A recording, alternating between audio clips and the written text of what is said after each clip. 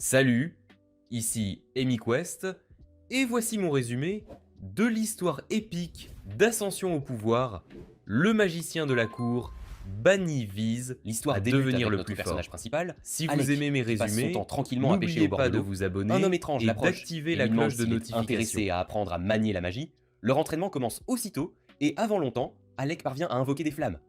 Le contrôler comme un projectile reste cependant délicat, alors son instructeur, Eldas, lui enseigne comment se concentrer. Eldas lui demande d'imaginer la sensation de frapper sa cible, et lui dit aussi de visualiser les amis qu'il aura un jour. Tôt ou tard, ses compagnons se retrouveront en danger, et Alec devra intervenir pour les protéger avec sa magie. Cette idée fait des merveilles, car Alec désire ardemment protéger ceux qu'il aime, alors Eldaz lui dit de conserver ce sentiment en inspirant profondément. Enfin, Eldaz lui dit d'ouvrir les yeux et de laisser le sort s'envoler, et Alec lance avec succès 2 boules de feu. Fou de joie, Alex sourit de toutes ses dents, et Eldaz le félicite pour ses progrès. Alex admet que le sort d'aujourd'hui était particulièrement difficile, car il a fallu la majeure partie de la journée pour le maîtriser, mais Eldaz lui rappelle que les gens ordinaires ont besoin d'un mois entier pour atteindre le même niveau. Alec est impatient d'apprendre une nouvelle technique, mais Eldaz décide de ne pas le pousser trop loin, sachant que cela pourrait affaiblir l'entraînement global.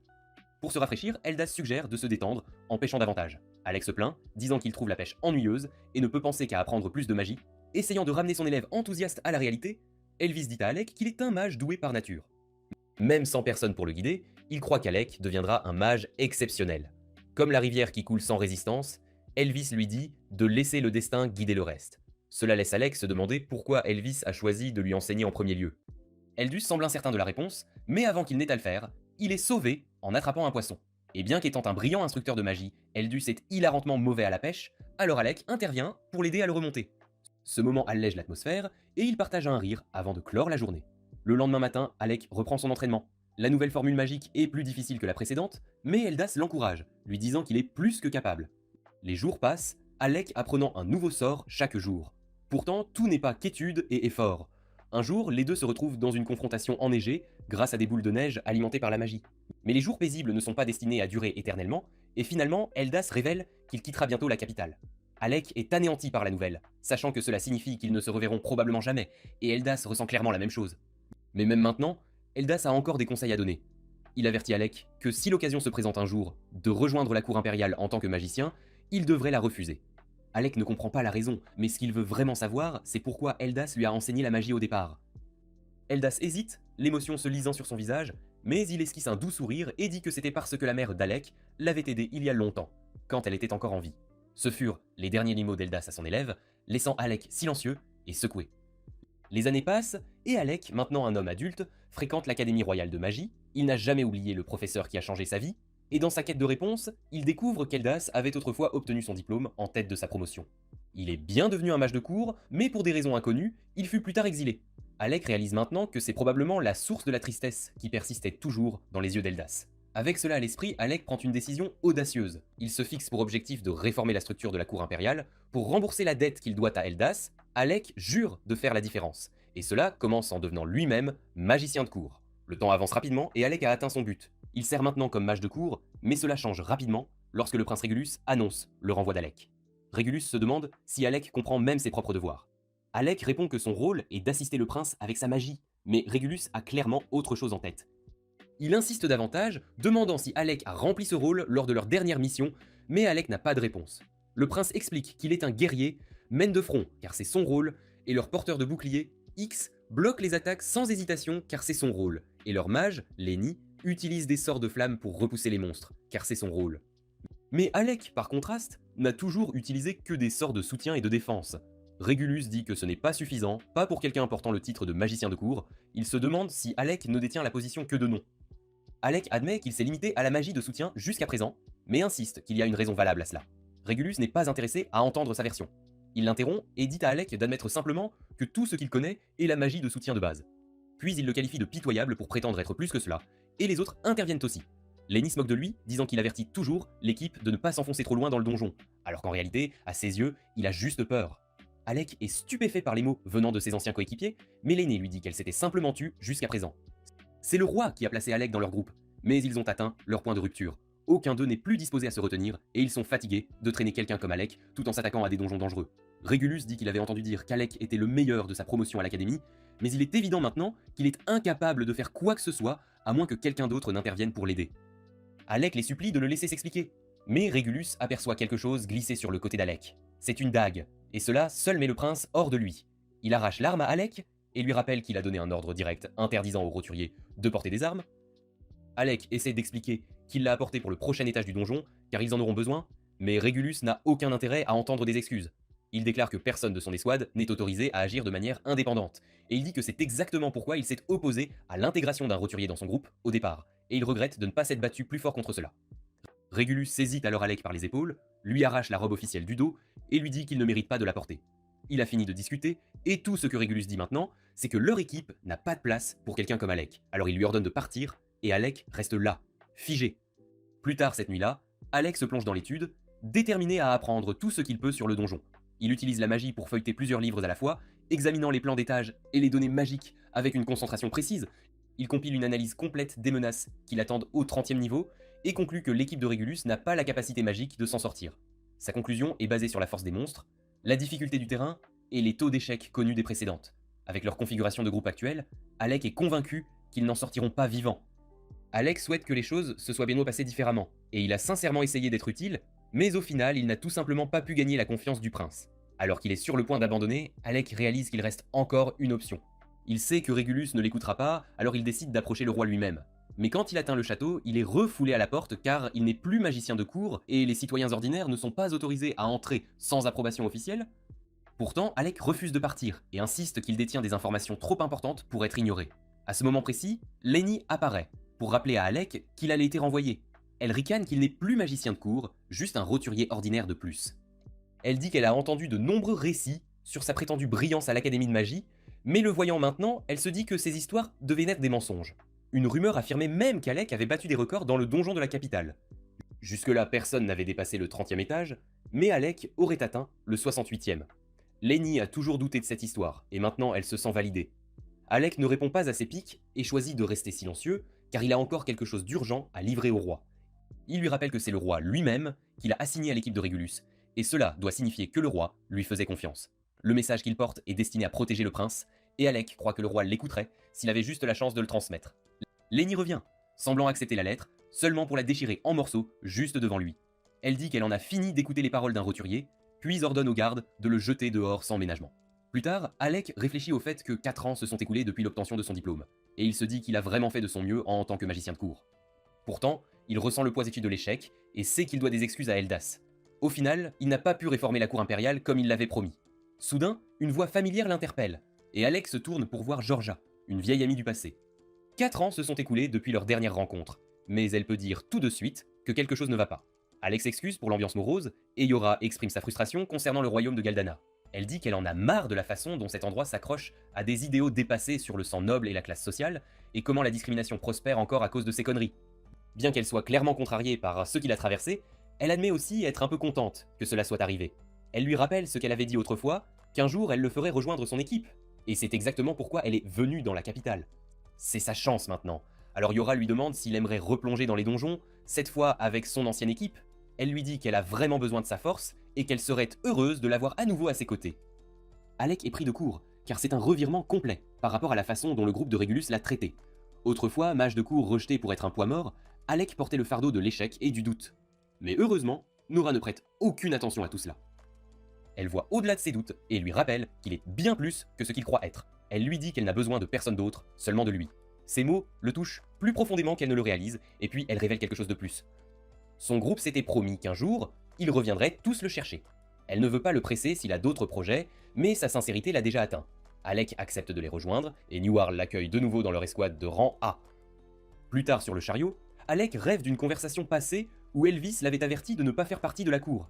Yara lui demande s'il va bien, et Alec répond simplement que son ancien mentor avait eu raison sur quelque chose après tout. De retour au palais, Régulus apprend qu'Alec a quitté le royaume et est retourné à la vie d'aventurier, et le groupe se moque de leur ancien compagnon. L'Académie l'avait autrefois appelé son étudiant le plus brillant, et Régulus avait été impatient de voir à quel point il était vraiment impressionnant. Mais après avoir combattu à ses côtés, Régulus a conclu qu'il n'était qu'une déception sans colonne vertébrale. Lenny dit qu'elle est juste soulagée de ne plus avoir à faire face à ce roturier inutile. Le remplaçant d'Alec est déjà en place, le brillant fils d'une maison noble nommée Vaughan, et en tant que véritable noble, il contribuera bien plus qu'Alec n'aurait jamais pu le faire. Et avec Vaughan maintenant dans l'équipe, Lenny dit qu'ils traverseront le donjon plus vite que quiconque auparavant, elle se vante que le nom de Régulus résonnera à travers le monde, et ils éclatent tous de rire maniaque. Pendant ce temps, notre protagoniste arrive dans la ville donjon, connue sous le nom de Fetzel. Yara adore cet endroit, car contrairement au royaume, Faisal ne porte pas les mêmes vieux préjugés et restrictions de classe, c'est donc la base de son groupe depuis des années. Mais avant de pouvoir s'aventurer dans un donjon, Alec doit s'enregistrer officiellement comme aventurier. Cette partie est assez facile, mais un nouvel obstacle apparaît. À Faisal, aucun aventurier n'est autorisé au-delà du 30e étage d'un donjon sans permis spécial, et ce laissez-passer n'est accordé qu'après 2 ans d'adhésion à la guilde. Et comme Alec vient de s'inscrire, il ne se qualifie pas, ce qui signifie que pour l'instant, ils devront attendre 2 ans. Les deux décident de se reposer un peu, et pendant leur pause, Nora explique que son équipe a déjà atteint le 52e étage de leur donjon actuel. Elle veut qu'Alec fasse partie de ses progrès, mais attendre 2 années entières n'est pas une option. Au lieu de se fixer sur ce qu'ils ne peuvent pas faire, Yora choisit de se concentrer sur ce qu'ils peuvent. Elle rappelle à Après Alec tout, ce sont des que les aventuriers, niveaux inférieurs et des dans une donjons ville construite ne autour des donjons, nécessitent les aucun opportunités ne manquent pas. laissez-passer. Peu après, qu'il les deux devrait sont y avoir engagés dans un beaucoup combat au d'endroits 2e étage pour d'un qu'ils tel donjon. s'entraînent. Yara lance un sort de renforcement sur Alec, et il abat rapidement plusieurs des guêpes géantes qui les entourent, mais soudain, Yara se sent mal à l'aise. Elle avait prévu que cette sortie serait un échauffement facile, pourtant quelque chose ne va pas. Elle cligne des yeux, pensant que ses yeux la trompent, alors que l'essaim autour d'eux se multiplie à une vitesse choquante, mais Alec confirme que ce n'est pas une illusion. Les insectes sont furieux, et d'après leur comportement, ils concluent que leur nid a été dérangé. Yora conjure alors une barrière magique pour attirer l'attention de l'essaim, mais Alec la presse de ne pas avancer. Elle le surprend, disant qu'elle a la situation sous contrôle. Normalement, Alec pourrait gérer des monstres comme ceux-ci seul, mais elle peut dire qu'il ne donne pas le meilleur de lui-même. Elle connaît son potentiel, pourtant quelque chose semble le freiner. Et c'est pourquoi elle lui dit de la laisser gérer pour l'instant. Cela pourrait être difficile, mais elle dit qu'aider un camarade dans le besoin est exactement à quoi servent les coéquipiers. Ces mots le touchent profondément, remuant quelque chose en Alec. Il se rappelle qu'il n'est plus magicien de cour, il est aventurier maintenant. Tout comme Eldas le lui avait enseigné autrefois, il se répète que la vraie magie est destinée à protéger ce qui est précieux. Alex serre les poings et décide qu'il ne se retiendra plus. Il déchaîne un sort offensif, envoyant des rafales d'énergie qui déchirent les guêpes environnantes. Plus de monstres se précipitent, mais Yora se sent plus forte cette fois. Avec le vrai Alec combattant à ses côtés, elle lève un bouclier derrière lequel il peut opérer comme au bon vieux temps. Alec chante à nouveau, et des éclairs s'abattent d'en haut, anéantissant la dernière guêpe de l'essaim. Elle crie victoire, mais sa joie s'estompe rapidement alors que le sol s'ouvre et qu'un énorme ver berserk en jaillit. Alec comprend instantanément pourquoi l'essaim était devenu fou, mais il n'y a pas de temps pour s'y attarder. La créature bondit, s'enroulant autour de Yora, mais Alec a déjà un plan qui se forme. Il connaît le sort dont il a besoin, bien qu'il hésite, un faux mouvement pourrait la blesser. Il interpelle Yora, lui rappelant qu'elle avait maîtrisé les meilleurs sorts de barrière défensive à l'académie. Ils ont toujours combattu en parfaite synchronisation, alors Yora comprend immédiatement ce qu'il pense. Elle réplique avec un sourire, lui rappelant qu'il était autrefois l'étudiant avec la magie offensive la plus puissante de toute l'école. Leur confiance étant alignée, Alec déchaîne toute sa puissance. Il chante le nom de son attaque, sacrifice de flammes, et libère un torrent de flammes ardentes qui engloutit le ver monstrueux. Yora s'abrite derrière sa barrière, tandis que la tempête de feu consume leur ennemi, et quand la fumée se dissipe, les deux se tiennent triomphants au milieu des cendres. Alec lui dit qu'il a toujours eu foi en elle, et Yora sourit, disant qu'il est toujours le mage le plus puissant qu'elle ait jamais connu. La scène se déplace ensuite vers un souvenir de leur jour à l'académie. Leur groupe est engagé dans un combat, le dragon enragé, assez féroce pour manier 5 pouvoirs élémentaires successivement. Le combat tourne au vinaigre, et Nora est presque épuisée, après avoir protégé l'adolescent du barrage incessant de la créature. Juste au moment où la bête se prépare à les achever, Alex intervient et anéantit le dragon d'un seul coup. Ce moment entrerait dans l'histoire, le jour où l'équipe d'Alex a conquis le 68e étage du donjon royal, prouvant que l'histoire légendaire était vraie. Leur groupe a éclaté en célébration, jurant qu'ils resteraient ensemble quoi qu'il arrive ensuite. Nous revenons ensuite au moment juste avant la remise des diplômes, quand Alec faisait partie d'un groupe d'étudiants d'élite connu dans toute l'académie. Il était composé d'Ornus, guerrier brillant, de Krasia, la mage guérisseuse intelligente, de Yora, la maîtresse de la magie de soutien, et d'Alec lui-même, le mage offensif de premier ordre. Le jour de la remise des diplômes, les 4 venaient de battre le record absolu de l'académie en donjon, atteignant le 66e étage, ce qui leur a valu les meilleures places et une reconnaissance dans toute l'école. Mais alors qu'ils rentraient ensemble, discutant de leurs futurs objectifs, Alex s'est soudainement arrêté et leur a dit qu'il ne prévoyait pas de continuer avec eux, car il avait décidé de devenir un mage de cour à la place.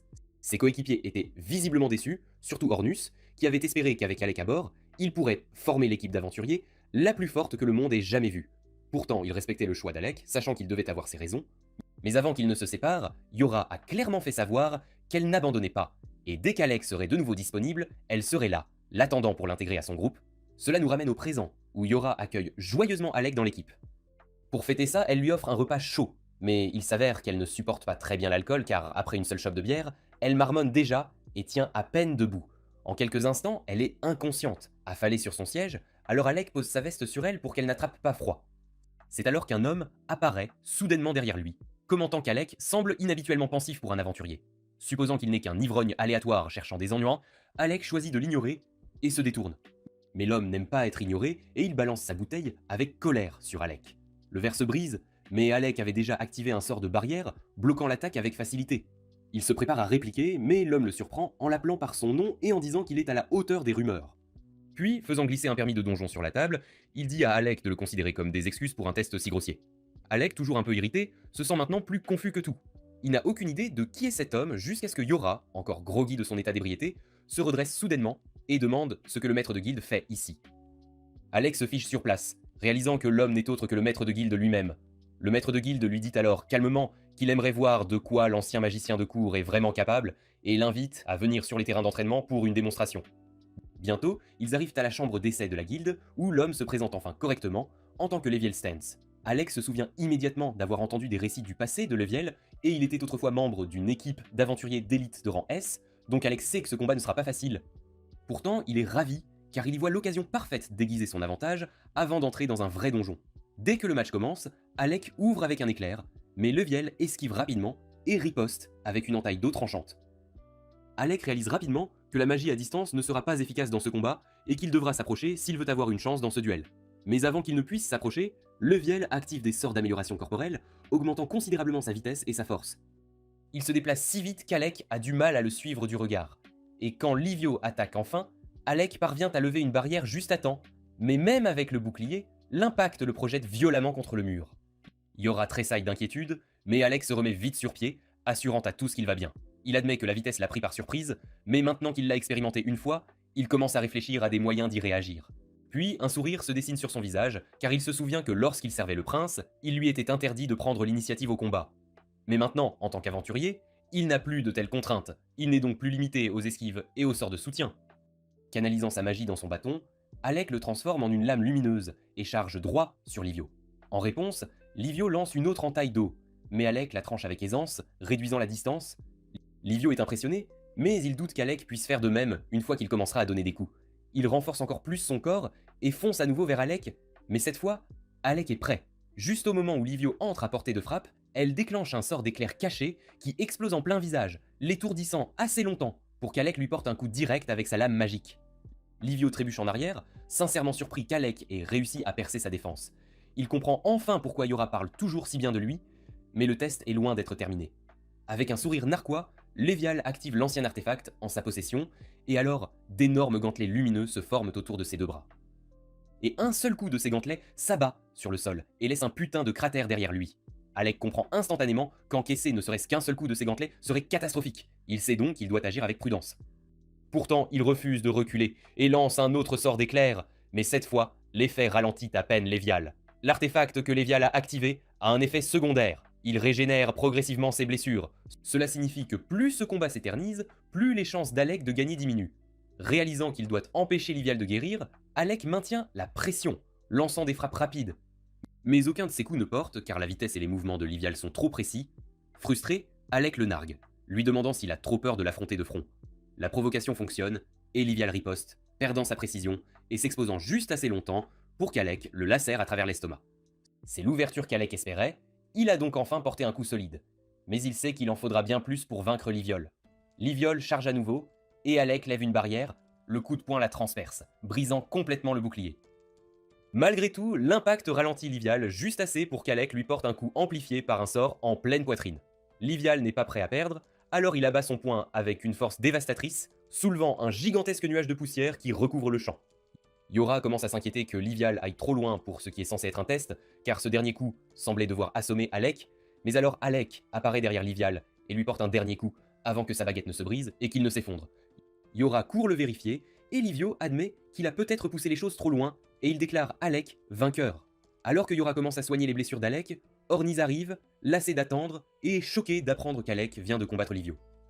il dit à Livial que c'était un peu excessif d'utiliser son arme la plus puissante dans un match d'entraînement, mais Livial répond que les choses sont devenues intenses et qu'il s'est laissé emporter en Le plein test ne s'est combat. pas déroulé comme prévu, mais Maintenant qu'il a Ornest vu félicite Alec tout de se même Alec battre, d'avoir réussi. Livial est Comme Alec sûr est qu'il est toujours prêt à entrer il dans le le ramène donjon et le laisse de et se lui reposer sur un remet le canapé. pass du À donjon. présent, tout le monde sait ce qu'Alec a traversé en tant que mage de cour. Et le fait qu'il ait tenu aussi longtemps est tout simplement incroyable. Incroyable. Le palais était rempli de snobs qui ne supportaient non pas la vue d'un roturier dans leur rang. Alec a donc dû se battre de toutes ses forces juste pour tenir bon aussi longtemps. À ce moment-là, la réceptionniste fait irruption dans la pièce, appelant d'urgence le maître de guilde avec de mauvaises nouvelles. Livio dit rapidement au groupe qu'il doit s'occuper de quelque chose et leur demande de rester et de veiller sur Alec pendant son absence. Avant de partir, il les avertit de ne pas s'approcher de sa réserve d'alcool, surtout de ne pas toucher aux bouteilles rares. Au moment où Livio sort, Ornis se dirige nonchalamment vers l'étagère à liqueurs et attrape la bouteille la plus extravagante qu'il puisse trouver, souriant à lui-même juste pour embêter Livio plus tard.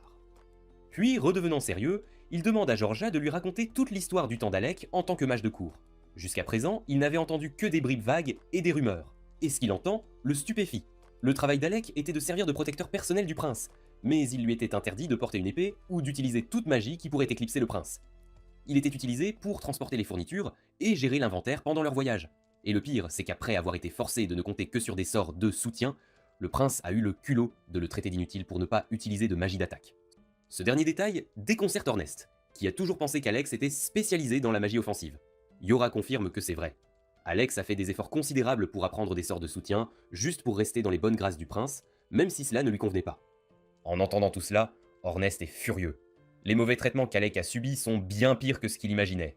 Et dès qu'Alec commence à se réveiller, Ornest ne se retient pas et lui dit qu'il devrait oublier le donjon pour l'instant et aller donner à ce prince gâté une leçon qu'il n'oubliera pas. Mais Alex, encore groggy, dit calmement à Ornas de laisser tomber. Il admet que cela le dérange toujours, mais pas au point de chercher à se venger. Ornas propose d'aller tabasser le type pour lui, mais Alec rit doucement et pose une main sur son épaule. Il dit qu'il n'y a pas de moi, car il est juste heureux d'être enfin libre et de faire ce qu'il aime avec des gens en qui il a confiance. C'est tout ce qui compte maintenant. D'ailleurs, sans personne pour couvrir les échecs du prince, le doux karma ne tardera pas à le rattraper. Cela donne une idée à Ornus, et il dit à Alec qu'il devrait se concentrer sur le fait de devenir le plus grand groupe d'aventuriers que le monde ait jamais vu. Et une fois que les rumeurs atteindront la capitale, le prince réalisera ce qu'il achetait. Et quand ce jour viendra, Alec pourra le regarder droit dans les yeux et lui dire ce qu'il veut, comme il l'entend. Alec admet qu'il aime l'idée, et il se tape Dax du poing, jurant qu'ensemble, ils deviendront le groupe le plus fort qui soit. Au même moment, dans une autre partie de la guilde, une aventurière gravement blessée d'un groupe de rang S est soignée, tout en faisant son rapport au maître de guilde sur sa dernière mission. Elle s'appelle Krista, et la mission avait complètement déraillé, tout s'était effondré, et ses coéquipiers sont toujours piégés au plus profond du donjon. Alors elle supplie Livio de rassembler une équipe pour les secourir. Livio convoque immédiatement une réunion d'urgence, mais avec un préavis si court, les seuls aventuriers disponibles sont ceux déjà présents à la guilde. Il informe le groupe réuni qu'ils formeront une équipe de sauvetage pour récupérer le reste du groupe de Krista, actuellement bloqué au 64e étage du donjon. La tension remplit la pièce, alors que chacun échange des regards inquiets, car ils savent tous à quel point cet étage est risqué. Pendant que la réunion bat son plein, Alec est toujours assis seul dans le bureau de Livial. C'est là que Kreja le trouve, surprise de le voir seul. Elle le salue chaleureusement et lui demande comment il va, mais à en juger par les ecchymoses et les coupures sur tout son corps, la réponse est évidente. Elle lui demande pourquoi il n'est pas à la réunion, et Alec dit doucement qu'il ne voulait pas s'immiscer. Tous les autres participants sont de rang A, et il ne se sent toujours pas à sa place parmi eux. Sans dire un mot, Kreger lève la main et lance un sort de guérison, soignant les blessures d'Alec. Puis elle le regarde et lui rappelle gentiment que personne dans cette guilde ne le considère comme un étranger. Pendant qu'il travaillait à la cour royale, Alex s'était habitué à se fondre dans le décor, à ne jamais prendre la parole, à ne jamais se faire remarquer de peur d'offenser les nobles arrogants. Et même maintenant, il a du mal à se débarrasser de ses habitudes, même si les choses sont différentes ici. Kregia voit le poids qu'il porte, alors elle tend la main et lui tapote doucement la tête, lui disant qu'elle est toujours là s'il a besoin de parler à quelqu'un. Et le geste lui remonte le moral, plus qu'il ne l'avait imaginé. Quelques instants plus tard, Ornest et Yura reviennent. Ornest a l'air remonté en disant à Alec qu'ils viennent de se voir offrir l'occasion parfaite d'explorer le donjon.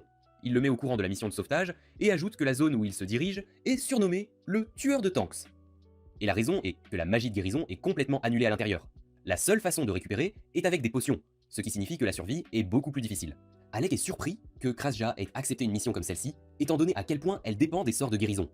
Mais elle admet qu'elle n'est pas vraiment enchantée par cela. En fait, elle déteste tout de cet endroit. Elle n'a cédé que parce qu'Ornus n'arrêtait pas d'insister sur le fait que ce serait la première mission parfaite pour la nouvelle équipe. Alec commence à douter d'être même assez fort pour aider, mais Yora le coupe court immédiatement. Elle lui dit qu'il est la clé de toute l'opération, sa magie est ce dont dépend leur stratégie, et sans lui, ils n'auraient aucune chance. Le groupe se dirige bientôt vers le donjon, et alors qu'ils se tiennent devant son entrée imposante, Ornas déclare avec confiance que cela marquera le début de l'histoire légendaire de leur groupe. Puis ils commencent à exposer leurs options et leurs plans. Ce donjon possède un champ magique unique qui supprime complètement la magie de guérison. Cela les forcera donc à compter entièrement sur les potions et les tactiques d'évasion pour survivre aux attaques. Leur destination est au plus profond, près de la chambre du boss, du niveau 64, où les membres de la guilde de Krista sont actuellement piégés, mais atteindre ce point signifie d'abord traverser chaque étage précédent et vaincre les boss qui les gardent. Ornis évalue rapidement la situation et note que s'ils avancent, étage par étage, ils arriveront bien trop tard. C'est alors que Yora sort un cristal magique étincelant, révélant que Krista le leur avait donné à l'avance. Et avec cet objet, ils peuvent décontourner tous les niveaux précédents et se téléporter directement au niveau 64. Alec reconnaît instantanément que cela doit être un artefact exceptionnellement rare et puissant. Alors Yora dit que Krista n'a pas ajoute ensuite que le boss le du leur niveau donner, 64 est car sa apparemment seule un mort priorité vivant, ce est qui de rend malheureusement la secourir magie de ses guérison coéquipiers, basée sur la lumière de quel Kraja qu'en soit le inefficace. Et comme Yora elle-même est une mage de soutien, l'essentiel du combat reposera sur les épaules d'Alec. Ornis dit ensuite à Alec de conserver autant de mana que possible, proposant de s'occuper des ennemis mineurs, afin qu'Alec ne gaspille pas son énergie avant d'atteindre la vraie menace. Krasia est d'accord, exhortant le groupe à se préparer, avertissant qu'à partir de ce moment, ils affronteront la mort elle-même. Même un groupe de rang S expérimenté a été complètement anéanti à cet endroit. Au lieu d'être intimidé, Ornus sourit avec une énergie folle, plus vivant que jamais. Il rallie le groupe, criant que c'est ici que commence véritablement l'histoire de leur groupe légendaire. Sur ce, Yora lance le cristal haut dans les airs. Alors qu'il se brise, il s'active, les téléportant instantanément au plus profond du donjon, directement au niveau 64. Le groupe se matérialise dans une caverne sombre et humide, et en quelques instants, une vague de squelettes morts-vivants commence à se lever, armés d'épées et de boucliers. Mais Ornus n'hésite pas une seconde. Il dégaine sa lance et charge de front, frappant la première vague avec une précision impitoyable. À chaque coup de lance et balayage, il démantèle des groupes de morts-vivants sans effort, se vantant que le niveau 64 semble ridiculement facile jusqu'à présent. Le reste de l'équipe reste en arrière un instant, observant silencieusement, tandis que d'autres squelettes sortent des ombres et commencent à avancer. Ornest, imperturbable, poursuit son carnage, abattant tout ce qui bouge. Mais elle s'inquiète rapidement, car il s'est trop éloigné de sa zone d'effet, alors elle se met à courir, l'appelant à revenir en formation. Alec et Kraja suivent de près, marmonnant tous deux « Cornus ira probablement bien ». Après tout, il est armé d'un artefact légendaire, la lance noire perçante, elle est presque indestructible, toujours affûtée comme un rasoir, et extrêmement efficace au combat, c'est donc une arme parfaite pour quelqu'un qui se bat avec des tripes plutôt qu'avec son cerveau. Alec interpelle Ornus, lui demandant s'il a besoin d'un coup de main, mais Ornus répond avec confiance que c'est un jeu d'enfant pour lui, et continue de démolir chaque ennemi qui ose s'approcher. Alec rit doucement, et continue de marcher aux côtés de Kraja, quand tout à coup, il sent quelque chose d'inhabituel derrière lui. Faisant confiance à son instinct, il lance un éclair par-dessus son épaule. Quand la fumée se dissipe, il n'y a rien en vue. Yun Krasia a l'air perplexe, demandant ce que c'était. Alec admet qu'il pensait que quelqu'un était derrière lui. Mais c'était peut-être juste une fausse alerte.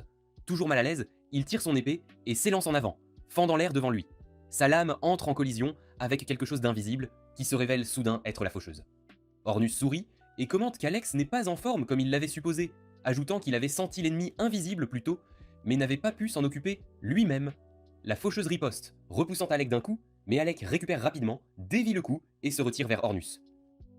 À ce moment-là, Alec comprend qu'Ornest lui faisait entièrement confiance.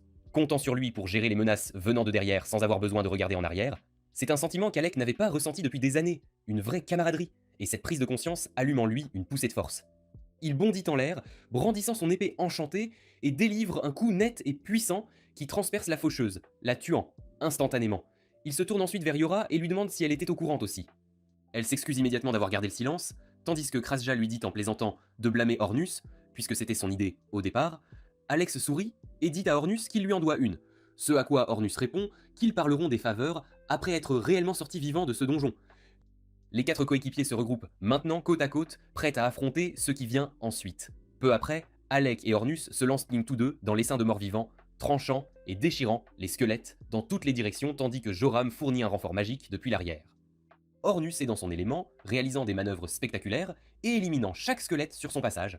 Pendant ce temps, Kraja le soutient calmement à distance, abattant les ennemis sournois avec ses tirs d'arc d'une précision mortelle chaque fois qu'il tente de le flanquer. Yoraja, bien que généralement en arrière-garde, est forcé de se défendre de près avec son bâton alors que la vague infinie de squelettes déferle. Réalisant que la horde ne ralentit pas, Alec rappelle les autres, criant qu'il s'occupera du reste en un seul coup. Sans hésitation, le groupe se rassemble rapidement derrière lui, alors Alec canalise son pouvoir et déchaîne un éclair massif, engloutissant toute la zone dans une électricité aveuglante, réduisant chaque dernier squelette en cendres fumantes. Une fois qu'ils sont tirés d'affaire, Ornis se tourne vers Alec et lui demande nonchalamment pourquoi il n'a utilisé que sa compétence d'éclair, alors qu'à l'académie, il maniait plusieurs types de magie offensive. Alec écarte rapidement la question et dit simplement que l'éclair est le sort le plus rapide à lancer, donc c'est juste plus efficace au combat. Ornus lève un sourcil, clairement peu convaincu, mais choisit de ne pas insister car il n'y a pas de temps pour creuser davantage, ils sont en mission. Soudain, un rugissement monstrueux résonne des profondeurs devant eux, et ils supposent tous instinctivement qu'il doit provenir de la salle du boss. Ornis n'hésite pas car au moment où Yora lance sa magie de renforcement, il fonce en avant comme un éclair, courant plus vite que la vitesse d'Aisho lui-même. Alec observe avec surprise, impressionné par la vitesse explosive d'Ornus et le coup de pouce magique de Yora. Lui et les filles ne perdent pas de temps et suivent rapidement Ornus à travers le tunnel, vers la source du bruit. Alors qu'ils débouchent dans une vaste chambre ouverte, ils aperçoivent Ornus perché nonchalamment sur une corniche rocheuse, les bras croisés, observant une scène chaotique se dérouler en contrebas, alors qu'un monstre massif poursuit un aventurier paniqué dans toutes les directions. Alex se prépare immédiatement à aider le type, mais Ornus ne bouge pas, marmonnant que le mage frénétique en bas s'appelle Loki, un fauteur de troubles notoire d'un groupe appelé Rachroma. Kretchian hoche la tête en signe d'accord, ajoutant que Loki est peut-être odieux, mais qu'il est aussi un mage de soutien astucieux. Alex, cependant, a du mal à assimiler ce qu'il entend, d'autant plus que Loki s'agite, criant à Ornus de faire quelque chose et jurant qu'il le hantera tous les jours s'il meurt ici. Ornus, imperturbable face aux menaces, se contente de regarder avec une expression ennuyée, mais la situation semble sombre, car Loki trébuche soudainement et s'écrase au sol, le monstre fonçant rapidement sur lui. Alex se prépare instinctivement à intervenir, mais Kreja lui dit d'attendre, expliquant que tout cela fait partie de la stratégie habituelle de Loki. Alec hésite, observant le monstre, imposant, s'approcher de Loki, mais alors un éclair, un sort de piège sous la créature s'enflamme, la projetant avec de la lave en fusion. Les yeux d'Alex s'écarquillant sous le choc, mais Krasia se contente de sourire, répétant que Loki est tout sauf maladroit. La bête chancelle en arrière, seulement pour déclencher un autre piège, provoquant une chaîne d'explosions enflammées. Loki se lève d'un bond et commence à narguer la créature, riant moqueusement et se vantant que seul un imbécile trébucherait dans une zone remplie de pièges comme celle-ci. Mais son arrogance se retourne rapidement contre lui, alors que le monstre rugit de rage et charge une dévastatrice explosion magique visant directement Loki. La bravade de Loki s'évanouit en un instant, alors qu'il réalise que la mort est à quelques secondes, alors il ferme les yeux, se préparant à la fin, mais est sauvé au tout dernier moment par nul autre qu'Ornus, et Loki n'arrive pas à croire qu'il respire encore. Puis, alors qu'Alec et les filles descendent pour rejoindre la bataille, le monstre redirige sa fureur, lançant une attaque directement sur Alec. Mais Nora réagit à temps, lançant un bouclier protecteur qui bloque le coup. Alec se préparait à riposter avec une autre magie de foudre. Mais avant qu'il ne puisse la déchaîner, la bête se tordit et chargea droit sur Ornest et Loki à la place. Alex lance un avertissement à Ornest et Loki, les alertant du danger imminent, et tire un autre sort d'éclair qui frappe le monstre de plein fouet. Cependant, alors que la poussière retombe, il réalise rapidement que l'attaque n'était pas assez puissante pour l'abattre.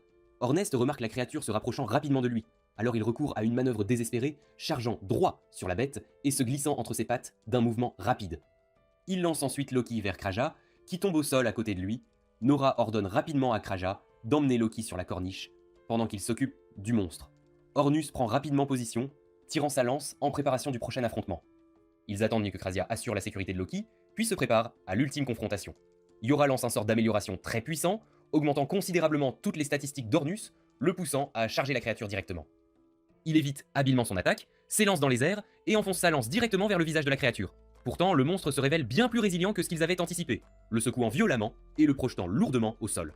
Yoa se précipite pour venir en aide à Ornus qui est tombé, mais le monstre tente de l'écraser sur le champ. Heureusement, elle lance son sort de bouclier juste à temps pour bloquer ce coup dévastateur, offrant ainsi à Ornus un bref instant pour se remettre. Pendant ce temps, Alec apparaît presque théâtral. Loki observe avec une incrédulité totale, faisant remarquer que même générer 3 cercles est incroyablement difficile, alors qu'Alec en conjure 5 simultanément, il doit être un véritable prodige, tout autour mais Krasia répond calmement qu'Alec est capable de bien plus encore. À l'étonnement de Loki, Alec procède à l'invocation de 20 cercles magiques d'un seul coup. Puis, alors que le monstre s'élance en avant, Ornus grimpe sur son corps et frappe sa queue, offrant à Alec les précieuses secondes nécessaires pour achever son sort. Ornus s'éloigne d'un bond, juste au moment où Alec termine son incantation et déchaîne un barrage dévastateur de magie de foudre qui électrocute la bête, la figeant en plein mouvement. Mais quand Alec s'avance pour porter le coup final, la créature esquive de manière inattendue évitant de justesse l'attaque. Le monstre commence immédiatement à charger sa propre explosion magique, mais Kraja lance rapidement un sort d'aveuglement, le désorientant momentanément. Au même moment, Yoroi utilise sa magie pour invoquer d'énormes chaînes lumineuses qui lient fermement le monstre sur place. Profitant pleinement de l'instant, Ornus lance sa lance comme un javelot, atteignant directement le crâne de la créature, alors qu'Alec se prépare à l'achever, pour de bon. Mais à la surprise générale, le monstre parvient toujours à bouger et commence immédiatement à lancer son explosion magique dévastatrice une fois de plus. Alec cependant reste calme et imperturbable, se préparant à déchaîner un sort si rare que seules 2 personnes au monde le connaissent. L'un est son mentor Eldas, le mage même qu'il a créé, et l'autre est Alec lui-même, qui l'a appris directement sous sa tutelle. Alors que la créature projette son explosion chargée vers Alec, il la contre avec une magie de réflexion, renvoyant l'attaque avec une force doublée. Mais ce même monstre est incroyablement résilient et parvient d'une manière ou d'une autre à survivre même à cela. Maintenant à peine accrochée, la bête tente le même sort à nouveau. Mais cette fois, Alec combine sa magie de réflexion avec de multiples cercles magiques incinérés sur place, superposés, et Ornus engloutissant le monstre la tête nette en deux, un inferno fin à la bataille. Le combat terminé, le groupe commence à célébrer sa victoire durement acquise, mais leur moment est interrompu lorsque Loki s'avance, remerciant Alec pour son aide et révélant qu'il sait qui il est, plus précisément, qu'Alec est le magicien de la cour. Alec répond nonchalamment qu'il n'est plus avec la cour royale, ce à quoi Loki rétorque que c'est une perte pour le prince et son groupe. Il lâche alors une bombe. Le monstre qu'il venait de vaincre n'était même pas le boss de l'étage. C'était simplement l'un des sous-boss qu'il avait follement poursuivi, et s'était retrouvé séparé du reste. Cette révélation stupéfie Alec et les autres, qui se demandent maintenant à quel point le vrai boss doit être puissant, si même un sous-boss les a poussés à leurs limites. Loki révèle ensuite que le véritable boss de l'étage est un nécromancien, vêtu d'une armure d'un noir absolu, se faisant passer pour un chevalier. Il avertit que les attaques physiques régulières ne causent pas beaucoup de dégâts et sont surtout utiles pour gagner du temps. Se tournant vers Alec, Loki lui présente une baguette magique, surmontée d'une croix d'argent. Alec reconnaît instantanément la relique alors que Loki révèle qu'il s'agit d'un ancien artefact perdu depuis longtemps. Dès qu'Alec la saisit, la baguette se transforme en une épée étincelante dans sa main. Ornus est sceptique et s'interroge sur le motif de Loki de donner quelque chose d'aussi précieux. Loki se contente de rire et admet qu'il compte utiliser Alec comme appât en première ligne. Tout le groupe le regarde avec incrédulité, ne sachant pas s'il plaisante. Mais Loki explique qu'Alec, avec son apparence frêle, semblerait une cible facile. En le plaçant à l'avant-garde, il pourrait attirer le boss, le prendre au dépourvu, puis lancer une embuscade coordonnée, assurant la victoire et gagnant la gloire d'abattre un boss de rang S. Pendant ce temps, nous voyons que le prince et son entourage sont actuellement poursuivis à travers un autre donjon par 2 chenilles monstrueuses. Le prince est déconcerté par la situation, incapable de comprendre comment les choses ont pu dégénérer à ce point, d'autant plus qu'il n'avait jamais eu de difficulté à gérer ces créatures auparavant. Il ordonne promptement à Lini de les éliminer avec de la magie, et bien qu'elle tente d'obtempérer, ses sorts échouent inexplicablement à s'activer. Frustré, le prince la traite d'inutile et déclare qu'il s'occupera lui-même des monstres. Mais alors qu'il se tourne pour frapper, son épée ricoche sur le corps de la créature, et à ce moment-là, il commence à soupçonner que quelque chose ne va vraiment pas. Lani et Eggs relèvent rapidement le prince du sol, après qu'il ait été renversé, et se précipitent vers la sortie du donjon. Pendant leur retraite, le prince se creuse la tête, essayant de comprendre ce qui a mal tourné. Ses attaques portaient autrefois beaucoup plus de force, et maintenant qu'il y réfléchit, il réalise que son déclin de force a commencé juste après qu'il ait retiré Alec du groupe. Mais plutôt que de reconnaître qu'Alec aurait pu être un atout précieux, le prince se convainc qu'Alec l'a sûrement maudit par dépit. Une fois sorti du donjon, le prince rend immédiatement visite à l'un des magiciens royaux, Vol'jin Fornus, pour vérifier s'il est sous l'influence d'une malédiction. Après avoir effectué une brève analyse magique, Vol'jin confirme qu'une telle malédiction n'existe pas. Le prince est stupéfait, insistant qu'il n'aurait pas eu autant de mal à franchir le 30e étage à moins qu'Alec ne l'ait saboté. Mais Vogun, conscient de la zone anti-magie présente à cet étage, explique calmement que le prince s'est probablement senti plus faible parce que sa magie de soutien était supprimée.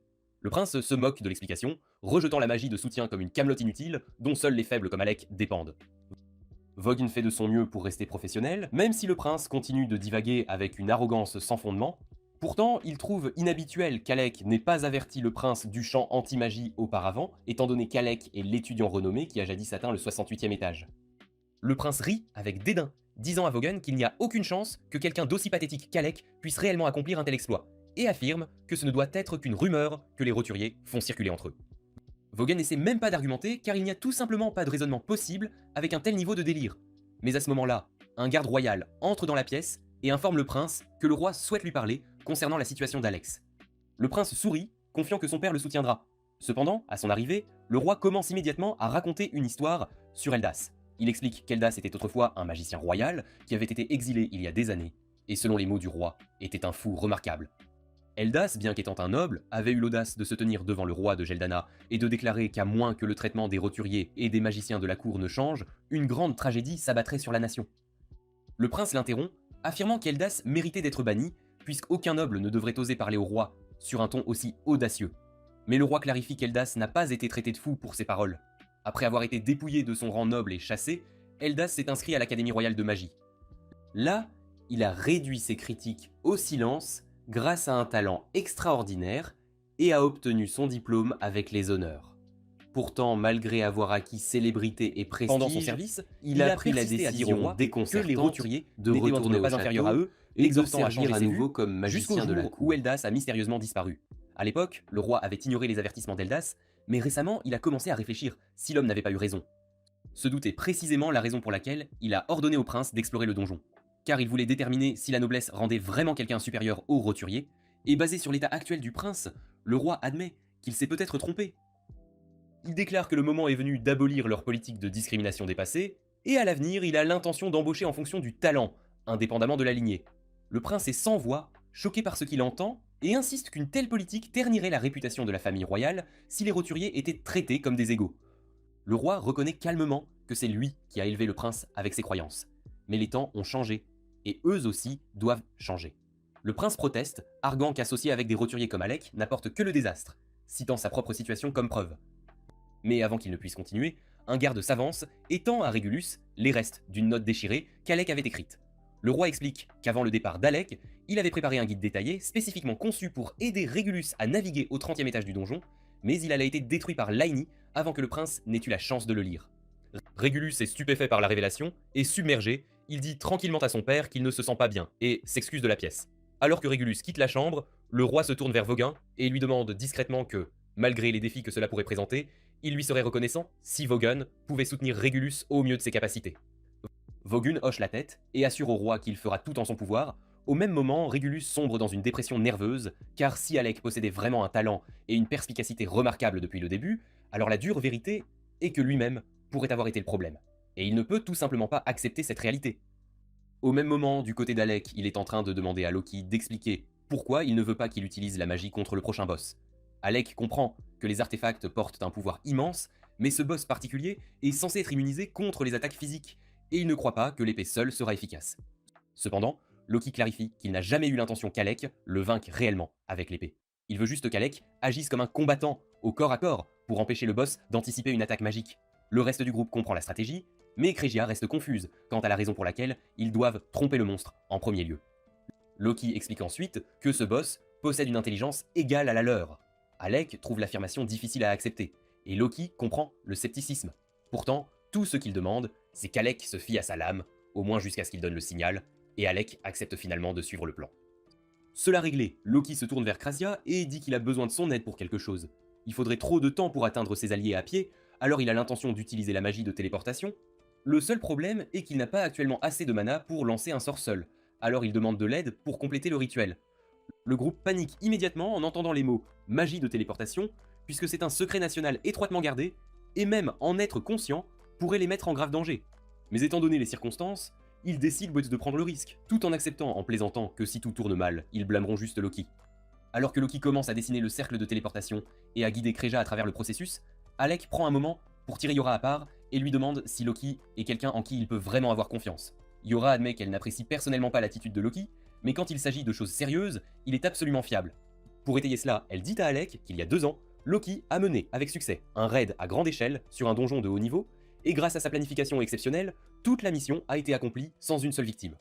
En entendant cela, Alec décide de placer toute sa confiance dans la stratégie de Loki, et une fois le cercle de téléportation terminé, le groupe se rassemble à l'intérieur. Yora est émerveillée de voir de la vraie magie de téléportation pour la toute première fois. Cependant, Loki l'informe que ce n'est qu'une variante simplifiée, conçue pour les transporter vers une destination de son choix. Sur ce, il donne au groupe un avertissement ferme.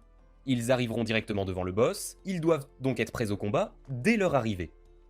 Sur ce, Loki active le cercle de téléportation, et en un clin d'œil, ils disparaissent d'un pied de leur emplacement et réapparaissent juste devant les autres membres de l'équipe de Loki qui sont actuellement engagés dans un combat acharné avec le Chevalier Noir.